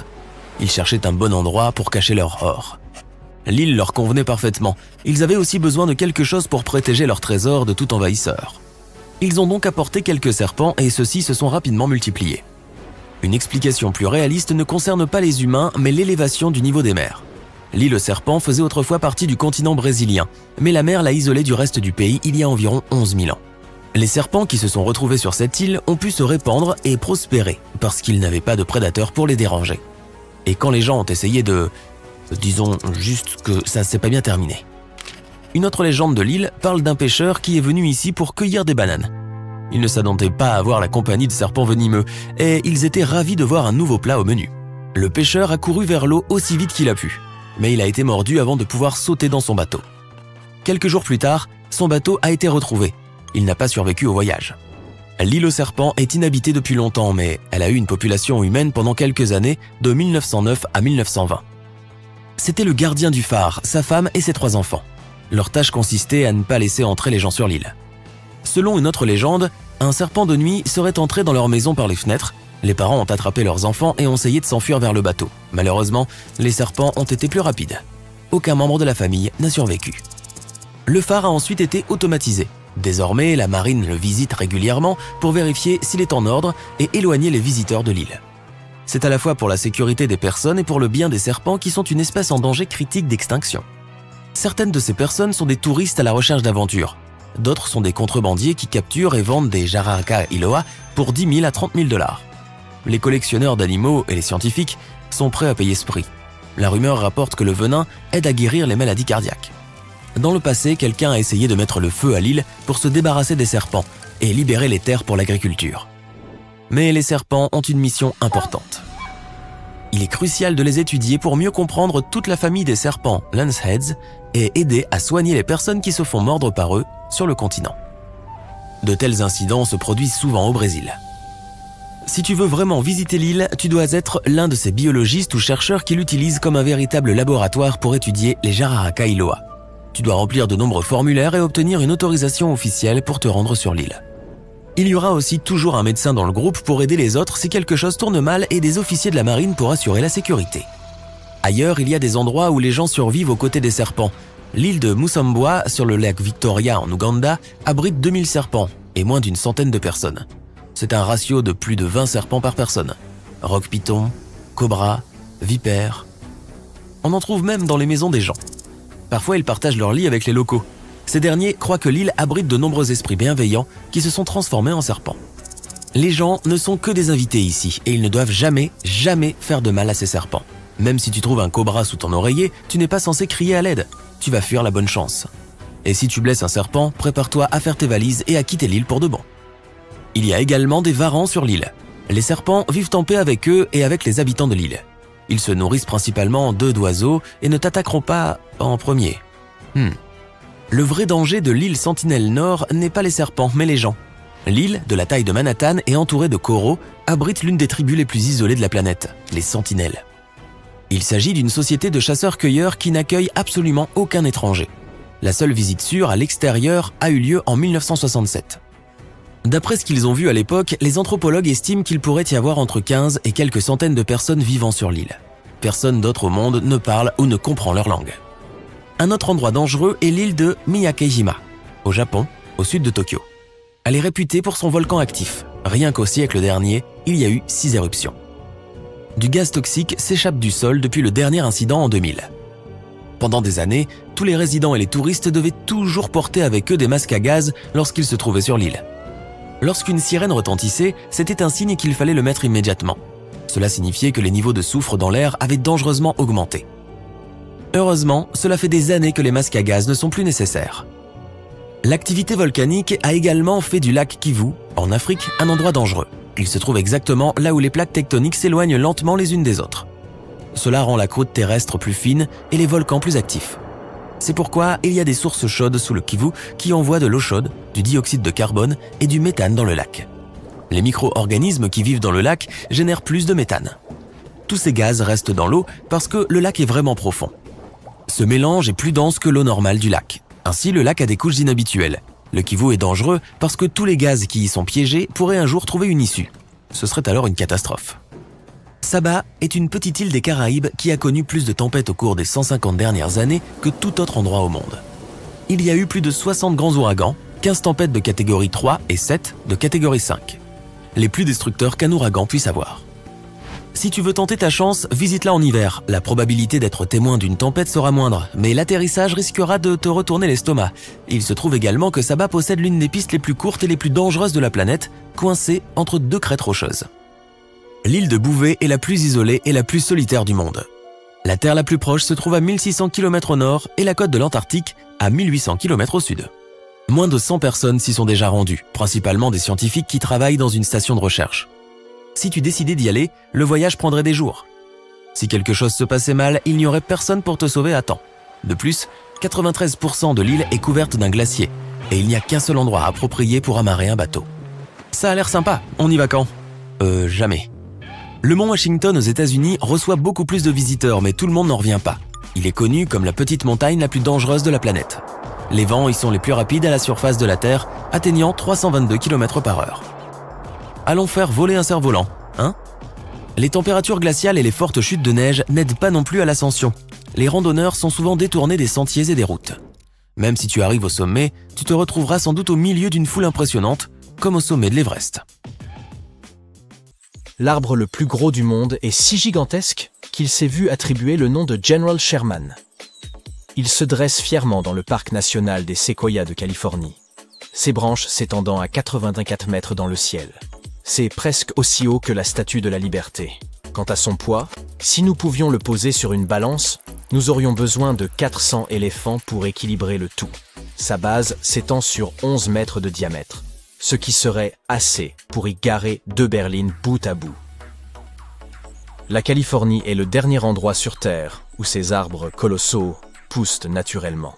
Pendant l'ère glaciaire, ils prospéraient en Amérique du Nord ainsi qu'en Europe, mais à mesure que les glaciers ont reculé, les séquoias ont peu à peu disparu. Aujourd'hui, ils prospèrent au long du versant occidental du massif de la Sierra Nevada et s'appuyant sur la fonte des calottes glaciaires pour étancher leur soif. Le General Sherman attire des milliers de visiteurs chaque jour et l'infrastructure du parc est conçue pour répondre à cette affluence. Il n'y a qu'une courte promenade de 800 mètres à effectuer depuis le parking le plus proche pour accéder à ce géant verdoyant. En chemin, une borne de pierre illustre la forme et la taille de la base de l'arbre pour donner aux visiteurs une idée de son immensité. On estime que ce fameux séquoia aurait entre 2300 et 2700 ans et aurait été témoin de siècle après siècle de bouleversements. Il a germé durant les premiers jours de l'Empire romain. Lorsque les colons sont arrivés en Californie à la fin du IXe siècle, ils ont d'abord essayé d'exploiter ces séquoias, pensant que leur bois était précieux. Cependant, l'effort colossal nécessaire pour abattre ces géants était presque inconcevable pour l'époque. Ils ont également vite découvert que ce type de bois était plus fragile que prévu, et ont donc préféré épargner ces arbres. Quant à son nom, le séquoia le doit au général William Tecumseh Sherman, un célèbre militaire américain du IXe siècle. Non loin du General Sherman se trouve le second arbre le plus massif au monde, baptisé General Grant. Découvert des années avant que le General Sherman ne reçoive son nom, cet arbre a dû relever sa part de défis, à commencer par les incendies. Mais tout comme son homologue, il a survécu, principalement grâce à son écorce épaisse et à son bois de cœur résistant. Pour ce qui est de l'arbre le plus ancien, nous savons depuis longtemps qu'il s'agit d'un pin bristlecone du grand bassin des États-Unis, nommé Mathusalem. Il se trouve également en Californie. Il est là depuis plus de 4800 ans, soit bien avant que les Égyptiens ne construisent les pyramides de Gizeh. L'emplacement exact de cet arbre est tenu secret pour le préserver de tout dommage. Mathusalem et ses congénères poussent en Californie, au Nevada et en Utah, où il est difficile de survivre. La région est froide, le sol est sec et les vents féroces. Mais ces pins robustes ont trouvé le moyen de prospérer en tirant leurs nutriments du sol dur et rocailleux des montagnes. Leurs branches deviennent noueuses et tordues à cause des vents soufflant de toutes parts alors qu'ils atteignent leur maturité. Cela leur donne l'air un peu débrayé, mais c'est une mesure de protection supplémentaire pour ces arbres lors des puissantes tempêtes. Leurs racines alimentent seulement les branches qui se trouvent juste au-dessus d'elles. Ainsi, si une partie des racines est arrachée, seule cette partie de l'arbre en sera affectée. Il y a cependant un nouveau prétendant au titre d'arbre le plus ancien. Au Chili se trouve un cyprès de Patagonie appelé Gran Abuelo, ce qui signifie arrière-grand-père en espagnol. Il pourrait être encore plus vieux que Mathusalem d'environ 500 ans. Cela signifierait que cet arbre a vu se promener des gens depuis l'âge de bronze. Pour déterminer l'âge d'un arbre, nous devons généralement regarder à l'intérieur et en compter les cernes. Pour le Gran Abuelo, cependant, les scientifiques ont utilisé des calculs complexes afin d'estimer son âge. Tous les experts ne sont pas encore convaincus par cette méthode. Quel que soit l'arbre le plus vieux, Mathusalem et le Gran Abuelo ont assisté à de nombreux changements au cours de leur longue existence. Chaque cerne de leur tronc contient des informations sur les intempéries de l'année où il est apparu. Les chercheurs peuvent en apprendre énormément sur le climat passé de notre planète en étudiant ces arbres anciens. L'arbre le plus grand du monde est également interdit aux visiteurs, mais il s'agit d'une mesure de sécurité récente. Son nom est Hyperion, et il se trouve dans le parc national de Redwood, en Californie. Culminant à une hauteur vertigineuse de 116 mètres, c'est un séquoia côtier, plus grand que la longueur d'un terrain de football. Nommé d'après un titan de la mythologie grecque, Hyperion a été découvert en 2006 par 2 chercheurs. Le parc abrite d'autres arbres incroyablement hauts, comme Hélios et Icare, tous deux atteignant également des hauteurs de plus de 110 mètres. La hauteur impressionnante des séquoias de Californie du Nord est due à leur feuillage et au climat de la région. Ces arbres absorbent et retiennent l'humidité du brouillard matinal, et leurs germes favorisent le rétablissement après une blessure, leur permettant de vivre très longtemps. Cependant, leurs racines peu profondes les rendent vulnérables aux dommages causés par les randonneurs. Bien qu'ils détiennent ce record, l'apparence d'Hyperion peut ne pas sembler à la hauteur de tout ce battage médiatique. Il est difficile d'en apprécier la taille vertigineuse depuis le sol, et son tronc n'est pas si impressionnant. Hyperion est actuellement abrité dans une section fermée du parc sans sentier balisé, mais malgré tout, de nombreux promeneurs ont piétiné les environs au fil des ans, endommageant son habitat. De nombreux déchets ont également été retrouvés par le passé. Le parc a récemment publié un communiqué exhortant les visiteurs à éviter cet arbre, sans quoi ils pourraient devoir s'acquitter d'amendes de plusieurs centaines de dollars, ou même se retrouver derrière les barreaux. L'arbre de vie se dresse, tel un symbole de résilience, au milieu des paysages désertiques de Bahreïn. Niché au point le plus élevé du pays, cet arbre ancien défie toute probabilité, captivant les visiteurs par sa présence aussi mystérieuse qu'inexplicable. Il est entouré de dunes arides à perte de vue, au beau milieu du désert arabique. Et, parce qu'il se dresse seul avec le désert pour toute toile de fond, il déconcerte les botanistes depuis de nombreuses années. Il y a que peu, voire pas de pluie là-bas. Il n'y a pas non plus la moindre source d'eau douce à proximité. En dépit du manque d'humidité, l'arbre de vie prospère envers et contre tout, exhibant son feuillage verdoyant. La manière dont il parvient à survivre dans des conditions aussi difficiles a conduit à certaines des théories les plus étranges. Certains supposent que les racines tala de l'arbre s'enfonceraient très loin dans la terre, atteignant des profondeurs de près de 50 mètres afin d'accéder aux réserves d'eau souterraines. D'autres suggèrent que l'arbre se serait adapté à son environnement, en puisant l'humidité des grains de sable environnants grâce à des mécanismes adaptés. Une autre théorie intéressante est que l'arbre de vie se trouverait sur le site du légendaire Jardin d'Éden et tirerait son eau d'une source mystique. En plus de son importance scientifique et culturelle, l'arbre de vie est une attraction touristique majeure de la région, attirant environ 65 000 visiteurs chaque année. Tout ça pour un arbre. La Pologne a sa part d'arbres dignes d'intérêt, tous rassemblés dans la forêt tordue. Il s'agit d'un groupe de 400 arbres qui se recourbent de manière étrange. Ils possèdent tous une forme similaire, se courbant brusquement vers le ciel pour former un J qui touche presque le sol. Plusieurs théories s'affrontent pour expliquer l'apparence de ces arbres. Certains pensent qu'une forte tempête de neige a pu les recouvrir lorsqu'ils étaient bêtes et jeunes, les poussant vers le bas. D'autres croient que la gravité inhabituelle de la région pourrait avoir affecté leur croissance. Une hypothèse intéressante suggère que les gens qui ont planté ces arbres dans les années 20 aient pu chercher à les courber exprès. Ces formes auraient eu pour but d'accélérer la fabrication des meubles. Ainsi, lorsque les arbres avaient environ 10 ans, on aurait interféré avec leur croissance en leur faisant adopter cette forme étrange. Après la fin du processus de ligature, les arbres seraient restés dans cette position bizarre au cours des décennies suivantes. Quoi qu'il en soit, ce qui est arrivé à un arbre est arrivé à tous les autres, car ils sont tous arrangés de la même manière. L'intervention humaine est donc l'explication la plus probable. Même si tous les arbres de la forêt tordue se ressemblent, avec leurs courbures inquiétantes, ils parviennent toujours à rester forts et sains. Ils se sont adaptés à ces conditions difficiles et, d'une manière ou d'une autre, ont réussi à continuer à pousser vers le haut.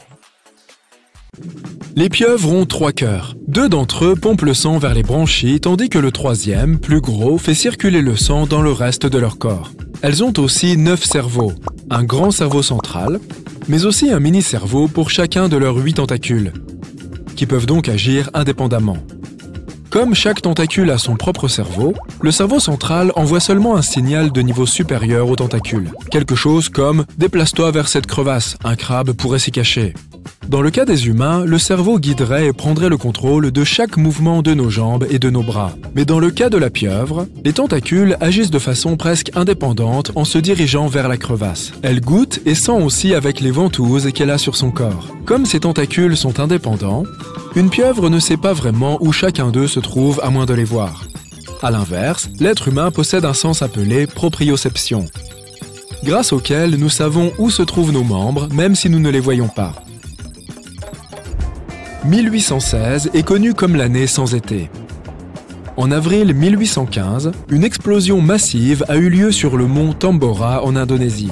D'énormes nuages de cendres volcaniques ont été projetés dans l'atmosphère. La majorité de l'hémisphère nord s'est retrouvée recouverte d'un voile de poussière et la nature a en quelque sorte hiberné. En juin de l'année suivante, l'hiver ne s'est tout simplement pas terminé. Le gel a endommagé les cultures et la neige et la pluie ont persisté pendant tout l'été. En Islande, tu trouveras certains des paysages les plus époustouflants de notre planète. Des montagnes déchiquetées, des fjords, des geysers brûlants, des champs de glace sculptés dans le paysage, des plages de sable noir comme celle de Reynisfjara. La plupart du sable des plages est généralement formé de roches qui se sont brisées à cause des changements climatiques et de l'érosion au cours de milliers voire de millions d'années. À Reynisfjara, le sable est d'une couleur noire intense, et c'est à cause de l'activité volcanique. La lave est sortie d'un volcan en éruption et remontée à la surface, a refroidi, puis a durci dans l'océan Atlantique, créant cette teinte noire si profonde. Cette plage est magnifique, mais aussi très dangereuse à cause de ses vagues scélérates. Elles se produisent lorsque plusieurs petites vagues fusionnent en une seule très grosse. Ce phénomène peut se produire lorsque les courants océaniques forcent les vagues à se rassembler ou, dans le cas de Reynisfjara, lorsqu'elles viennent d'une falaise souterraine au large et acquièrent un effet d'attraction encore plus fort. Si on ajoute à ça les basses températures de l'océan, il est fortement recommandé de prendre des photos depuis un endroit sûr. Certains arbres se parlent entre eux. Pas comme nous, bien sûr, mais par exemple, les acacias, qui poussent dans la savane africaine, peuvent s'avertir mutuellement si quelque chose de dangereux se prépare.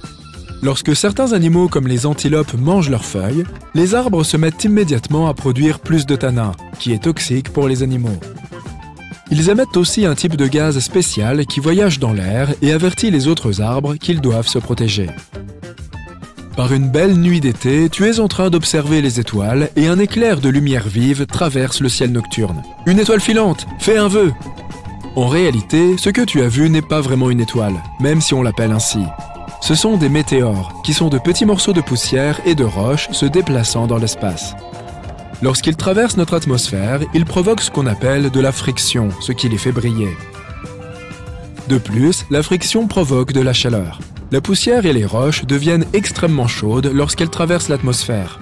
Et cette chaleur les fait briller jusqu'au moment où elles se consument et se transforment en ce que nous appelons l'étoile filante. Les couchers de soleil dans le désert sont magnifiques en raison des couleurs spectaculaires qu'ils produisent un peu plus qu'ailleurs. La lumière du soleil se compose de différentes nuances du spectre des couleurs. Lorsque le soleil est haut dans le ciel, ces couleurs se mélangent et nos yeux les voient comme du blanc. Mais lorsque le soleil descend plus bas, ces rayons doivent traverser une couche d'atmosphère plus épaisse avant de nous parvenir. L'atmosphère disperse alors les longueurs d'onde de lumière plus courtes, comme le bleu et le violet, avant même que nous puissions les voir. C'est pourquoi les longueurs d'onde plus longues, comme l'orange et le rouge, ressortent. Dans les environnements urbains, la pollution atmosphérique peut rendre les couleurs du coucher de soleil plus ternes qu'ailleurs. L'air pur des déserts permet aux couleurs vives provenant du soleil de briller au crépuscule. De plus, l'humidité, la vapeur d'eau et les nuages chargés de pluie peut atténuer les teintes du coucher de soleil. Comme il y a très peu d'humidité dans le désert, les nuages fins et vaporeux filtrent et reflètent la lumière du soleil au lieu de la bloquer. Le bambou pousse très vite. C'est même la plante qui pousse le plus vite sur Terre. Et elle peut grandir d'environ 1,50 m en une seule journée. On en trouve dans des forêts denses où seule une faible quantité de lumière atteint le sol, ce qui signifie que le bambou subit une forte attraction vers le haut pour atteindre la lumière du soleil aussi vite que possible. Une tige souterraine relie les pousses de bambou à leur plante mère, donc la pousse n'a pas vraiment besoin de ses propres feuilles avant d'atteindre sa taille maximale. De plus, le bambou pousse plus vite que les autres plantes car il ne perd pas son temps et son énergie à faire pousser des anneaux qui épaississent la tige. C'est juste un mince bâton creux qui pousse tout droit. Certains grands arbres ont un système de racines peu profond, parfois même de seulement 25 cm dans le sol. Les racines ont généralement besoin d'accéder à l'oxygène et à l'eau, et elles les trouvent principalement dans des poches souterraines spéciales appelées pores du sol. Lorsqu'un arbre bénéficie de conditions d'humidité et de sol idéales, il peut envoyer des racines plus profondément sous la surface et obtenir ce dont il a besoin. Mais la plupart du temps, les conditions ne sont pas idéales, compte tenu de la roche-mère, des pierres et du sol compact qui empêchent les racines de descendre. De tels obstacles empêchent également les racines d'obtenir l'oxygène nécessaire. Alors, quand la vie devient difficile, l'arbre choisira une option plus facile. Ses racines resteront près de la surface et s'étendront dans différentes directions. La sécheresse est une autre raison pour laquelle les arbres peuvent avoir des systèmes racinaires peu profonds. En restant plus près de la surface, ils peuvent récupérer l'eau de pluie plus facilement. Les plantes sont exposées à la lumière du soleil la plupart du temps, mais elles ne prennent pas de coups de soleil pour autant. Elles sont apparues sur Terre il y a environ 700 millions d'années, et l'une des choses essentielles dont elles avaient besoin pour survivre était quelque chose qui les protégerait des rayons ultraviolets provenant du soleil. Celles qui vivaient sous l'eau avaient l'eau comme protection. Les rayons UV sont principalement responsables des coups de soleil. C'est pourquoi les plantes terrestres ont développé une protéine spéciale qui les détecte. Cette protéine envoie des signaux aux cellules pour protéger la plante des dommages et des effets des rayons UV. En gros, c'est comme si elles produisaient leur propre écran solaire naturel. Mais cela ne signifie pas toujours qu'elles sont protégées à 100%. Tu as déjà entendu dire que si tu arroses tes plantes en plein soleil de midi, cela peut leur provoquer un coup de soleil? Certains pensent que les gouttelettes d'eau agissent comme de minuscules lentilles qui concentrent la lumière du soleil sur la surface de la feuille. En réalité, ce n'est pas suffisant pour concentrer réellement la lumière du soleil d'une gouttelette d'eau sur la surface d'une feuille. Cela étant dit, leur écran solaire naturel ne signifie pas non plus une protection totale. Une trop grande exposition aux rayons UV endommage les cellules des feuilles et de l'écorce de la majorité des plantes. Le noyau de la Terre est aussi chaud que la surface du Soleil. On pourrait croire qu'il pourrait facilement faire fondre notre planète entière, surtout que le noyau n'est qu'à 2900 km de la surface. Si le Soleil était si proche de nous, nous serions rôtis en un instant. Mais nous sommes toujours en vie parce que le centre de la Terre est entouré d'un manteau de roches principalement solide. La croûte sur laquelle nous marchons flotte en fait sur ce manteau et nous protège. Si le Soleil était plus proche, nous n'aurions que l'espace vide pour nous protéger. De plus, pour faire fondre la planète entière, il faudrait beaucoup plus d'énergie que la chaleur de son noyau. Regardez cette pierre. À première vue, elle a tout l'air d'un de ces cailloux ordinaires que vous pouvez voir quand vous vous promenez sur la plage. Elle n'est pas particulièrement colorée, ni particulièrement lourde, environ 2 kg. Mais si je vous disais que cette pierre est stonnée sur Mars, qu'elle a voyagé jusqu'à la Terre pour finalement arriver en Antarctique? Ah, maintenant l'histoire est bien plus fascinante. Alors, découvrons tout ça. La chercheuse Roberta Skor, qui a travaillé sur le projet ANSMET, ou Antarctic Search for Meteorites, du Denver Antarctic Programme, a trouvé la météorite en 1984. Si vous souhaitez déchiffrer le nom de ce voyageur de l'espace, je peux vous aider. Il s'agit tout d'abord de l'endroit où il a été trouvé, les collines d'Alan en Antarctique, ou Alan Hills. Ensuite, nous avons l'année de sa découverte et le numéro de l'échantillon. Si vous vous dites que notre amie Roberta a ramassé cette pierre en s'exclamant « Waouh, un morceau de Mars !», vous allez être déçus. Au début, il était totalement impossible de savoir d'où venait la météorite. Et quelque chose troublait encore plus les chercheurs. Ce caillou était très différent des autres types de météorites trouvés sur notre planète. D'accord, mais alors comment ont-ils finalement découvert qu'elle venait de Mars? Grâce à des traces de gaz similaires à ceux qui composent l'atmosphère de la planète rouge. Nous avons pris connaissance de sa composition grâce au courageux Viking Lander qui a effectué les analyses nécessaires in situ en 1976. Mais revenons à notre découverte. Elle est très particulière. Et pas seulement parce qu'elle vient de très loin. Parmi les quelques milliers de météorites trouvées sur Terre, seule une centaine provient probablement de Mars. Et même avec ça, notre petite est différente des autres et semble faire partie d'un groupe à part. Remontons donc dans le passé et retraçons l'histoire de cette voyageuse cosmique. Elle s'est vraisemblablement formée il y a environ 4 milliards d'années sur sa planète rouge natale. Un jour, qui n'était pourtant pas très différent des autres, la vie de ce paisible caillou s'est trouvée bouleversée. Un impact météorique l'a catapulté dans l'espace, et notre pierre a commencé son voyage de petit astéroïde. À l'époque, elle était bien plus grosse qu'au moment de sa découverte sur Terre. À un moment donné, elle s'est approchée de la Terre, et on dirait bien qu'elle a décidé d'explorer les lieux. C'est ainsi qu'il y a 13 000 ans, ALH a terminé son voyage spatial en entrant en collision avec notre planète. À l'heure actuelle, ce fragment martien est le plus ancien que nous ayons jamais trouvé.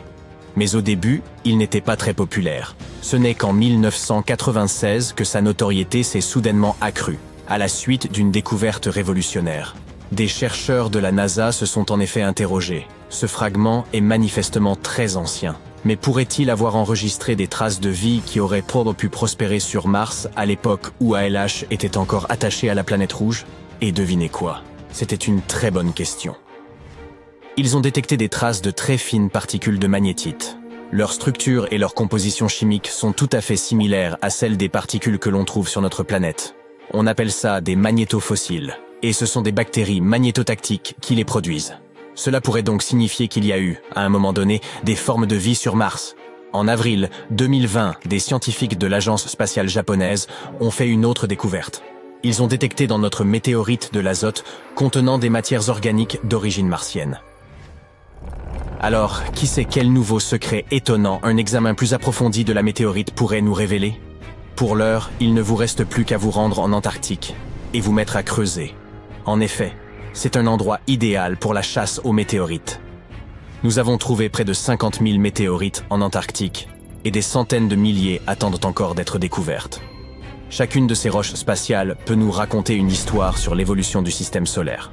Par exemple, la toute première roche lunaire trouvée sur le continent glacé et désert a confirmé le fait qu'on pouvait trouver sur Terre des morceaux d'objets spatiaux plus gros que des astéroïdes. Imaginons que vous soyez inspiré et que vous décidiez de partir à la chasse aux météorites en Antarctique. Préparez-vous à relever de sérieux défis. Malgré leur abondance potentielle, trouver des roches spatiales n'est pas aussi facile qu'il n'y paraît. Vous devrez vous rendre dans des régions reculées et il n'est même pas certain que vous puissiez trouver quoi que ce soit. Il s'agit d'ailleurs d'un très gros problème. Les météorites sont en train de disparaître. Actuellement, les scientifiques trouvent environ 1000 météorites par an en Antarctique. Mais selon une nouvelle étude, environ 5000 météorites disparaîtraient chaque année. En cause, la hausse des températures. Inquiets, les chercheurs ont créé un modèle capable de les aider à déterminer où ces météorites sont susceptibles de remonter à la surface. Ce modèle est assez complexe, car il prend en compte la couverture neigeuse, la température de surface, la vitesse d'écoulement de la glace et même l'inclinaison du terrain. Les scientifiques ont ensuite effectué des simulations dans le cadre de différents scénarios de réchauffement, Et il s'est avéré que les météorites s'enfonçaient effectivement à mesure que les températures augmentaient. La surprise des chercheurs est évidente. Ils ne s'attendaient pas à ce que le changement climatique affecte autant leur travail.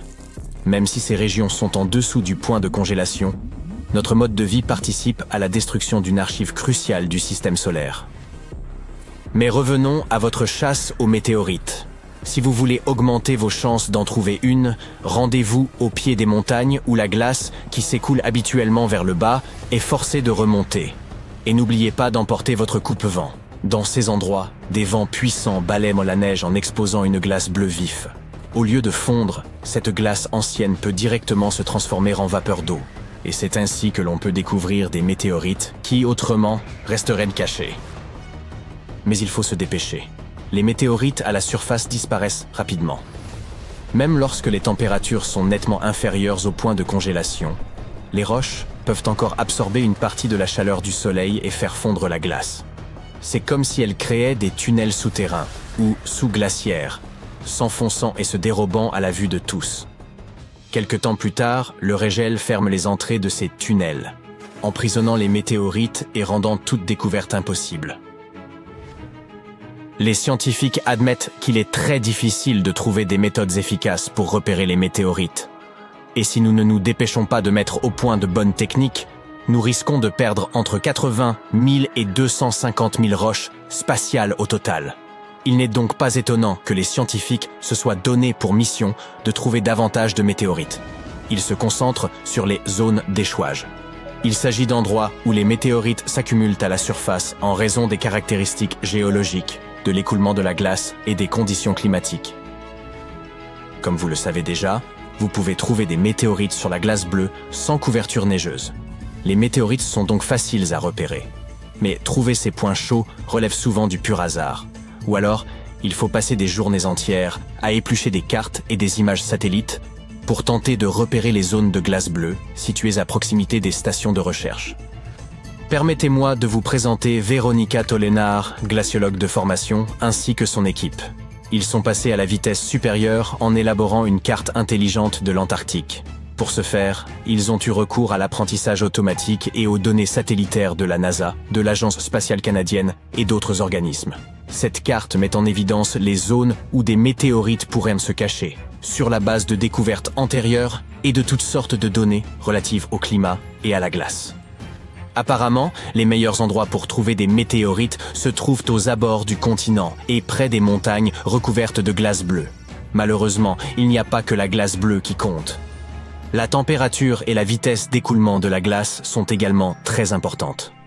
Par exemple, si la glace s'écoule trop rapidement, les météorites sont emportées avant de pouvoir s'accumuler. Si vous voulez trouver une météorite, il vous faut donc des conditions très précises. La température de surface doit rester inférieure à moins 9 degrés Celsius presque tout le temps. Sinon, les météorites coulent. Vous pouvez commencer à chercher près des collines d'Alan. Oui, c'est là que notre amie ALH a été découverte. Cette région est une sorte de mine d'or pour les météorites, avec plus de 1000 découvertes. Mais il y a des endroits encore plus prometteurs, comme les montagnes de Fimbulaimen, où personne n'a encore fait de recherche. Vous serez peut-être le premier. Quoi qu'il en soit, grâce à cette nouvelle carte, les chercheurs ont mis au point un classement des meilleurs endroits pour la chasse aux météorites, ce qui permettra de mieux cibler les futures sorties sur le terrain. Et comme de nombreuses régions de glace bleue sont encore inexplorées, il y a des tonnes de météorites qui n'attendent que vous pour être découvertes. Alors, qu'attendez-vous ?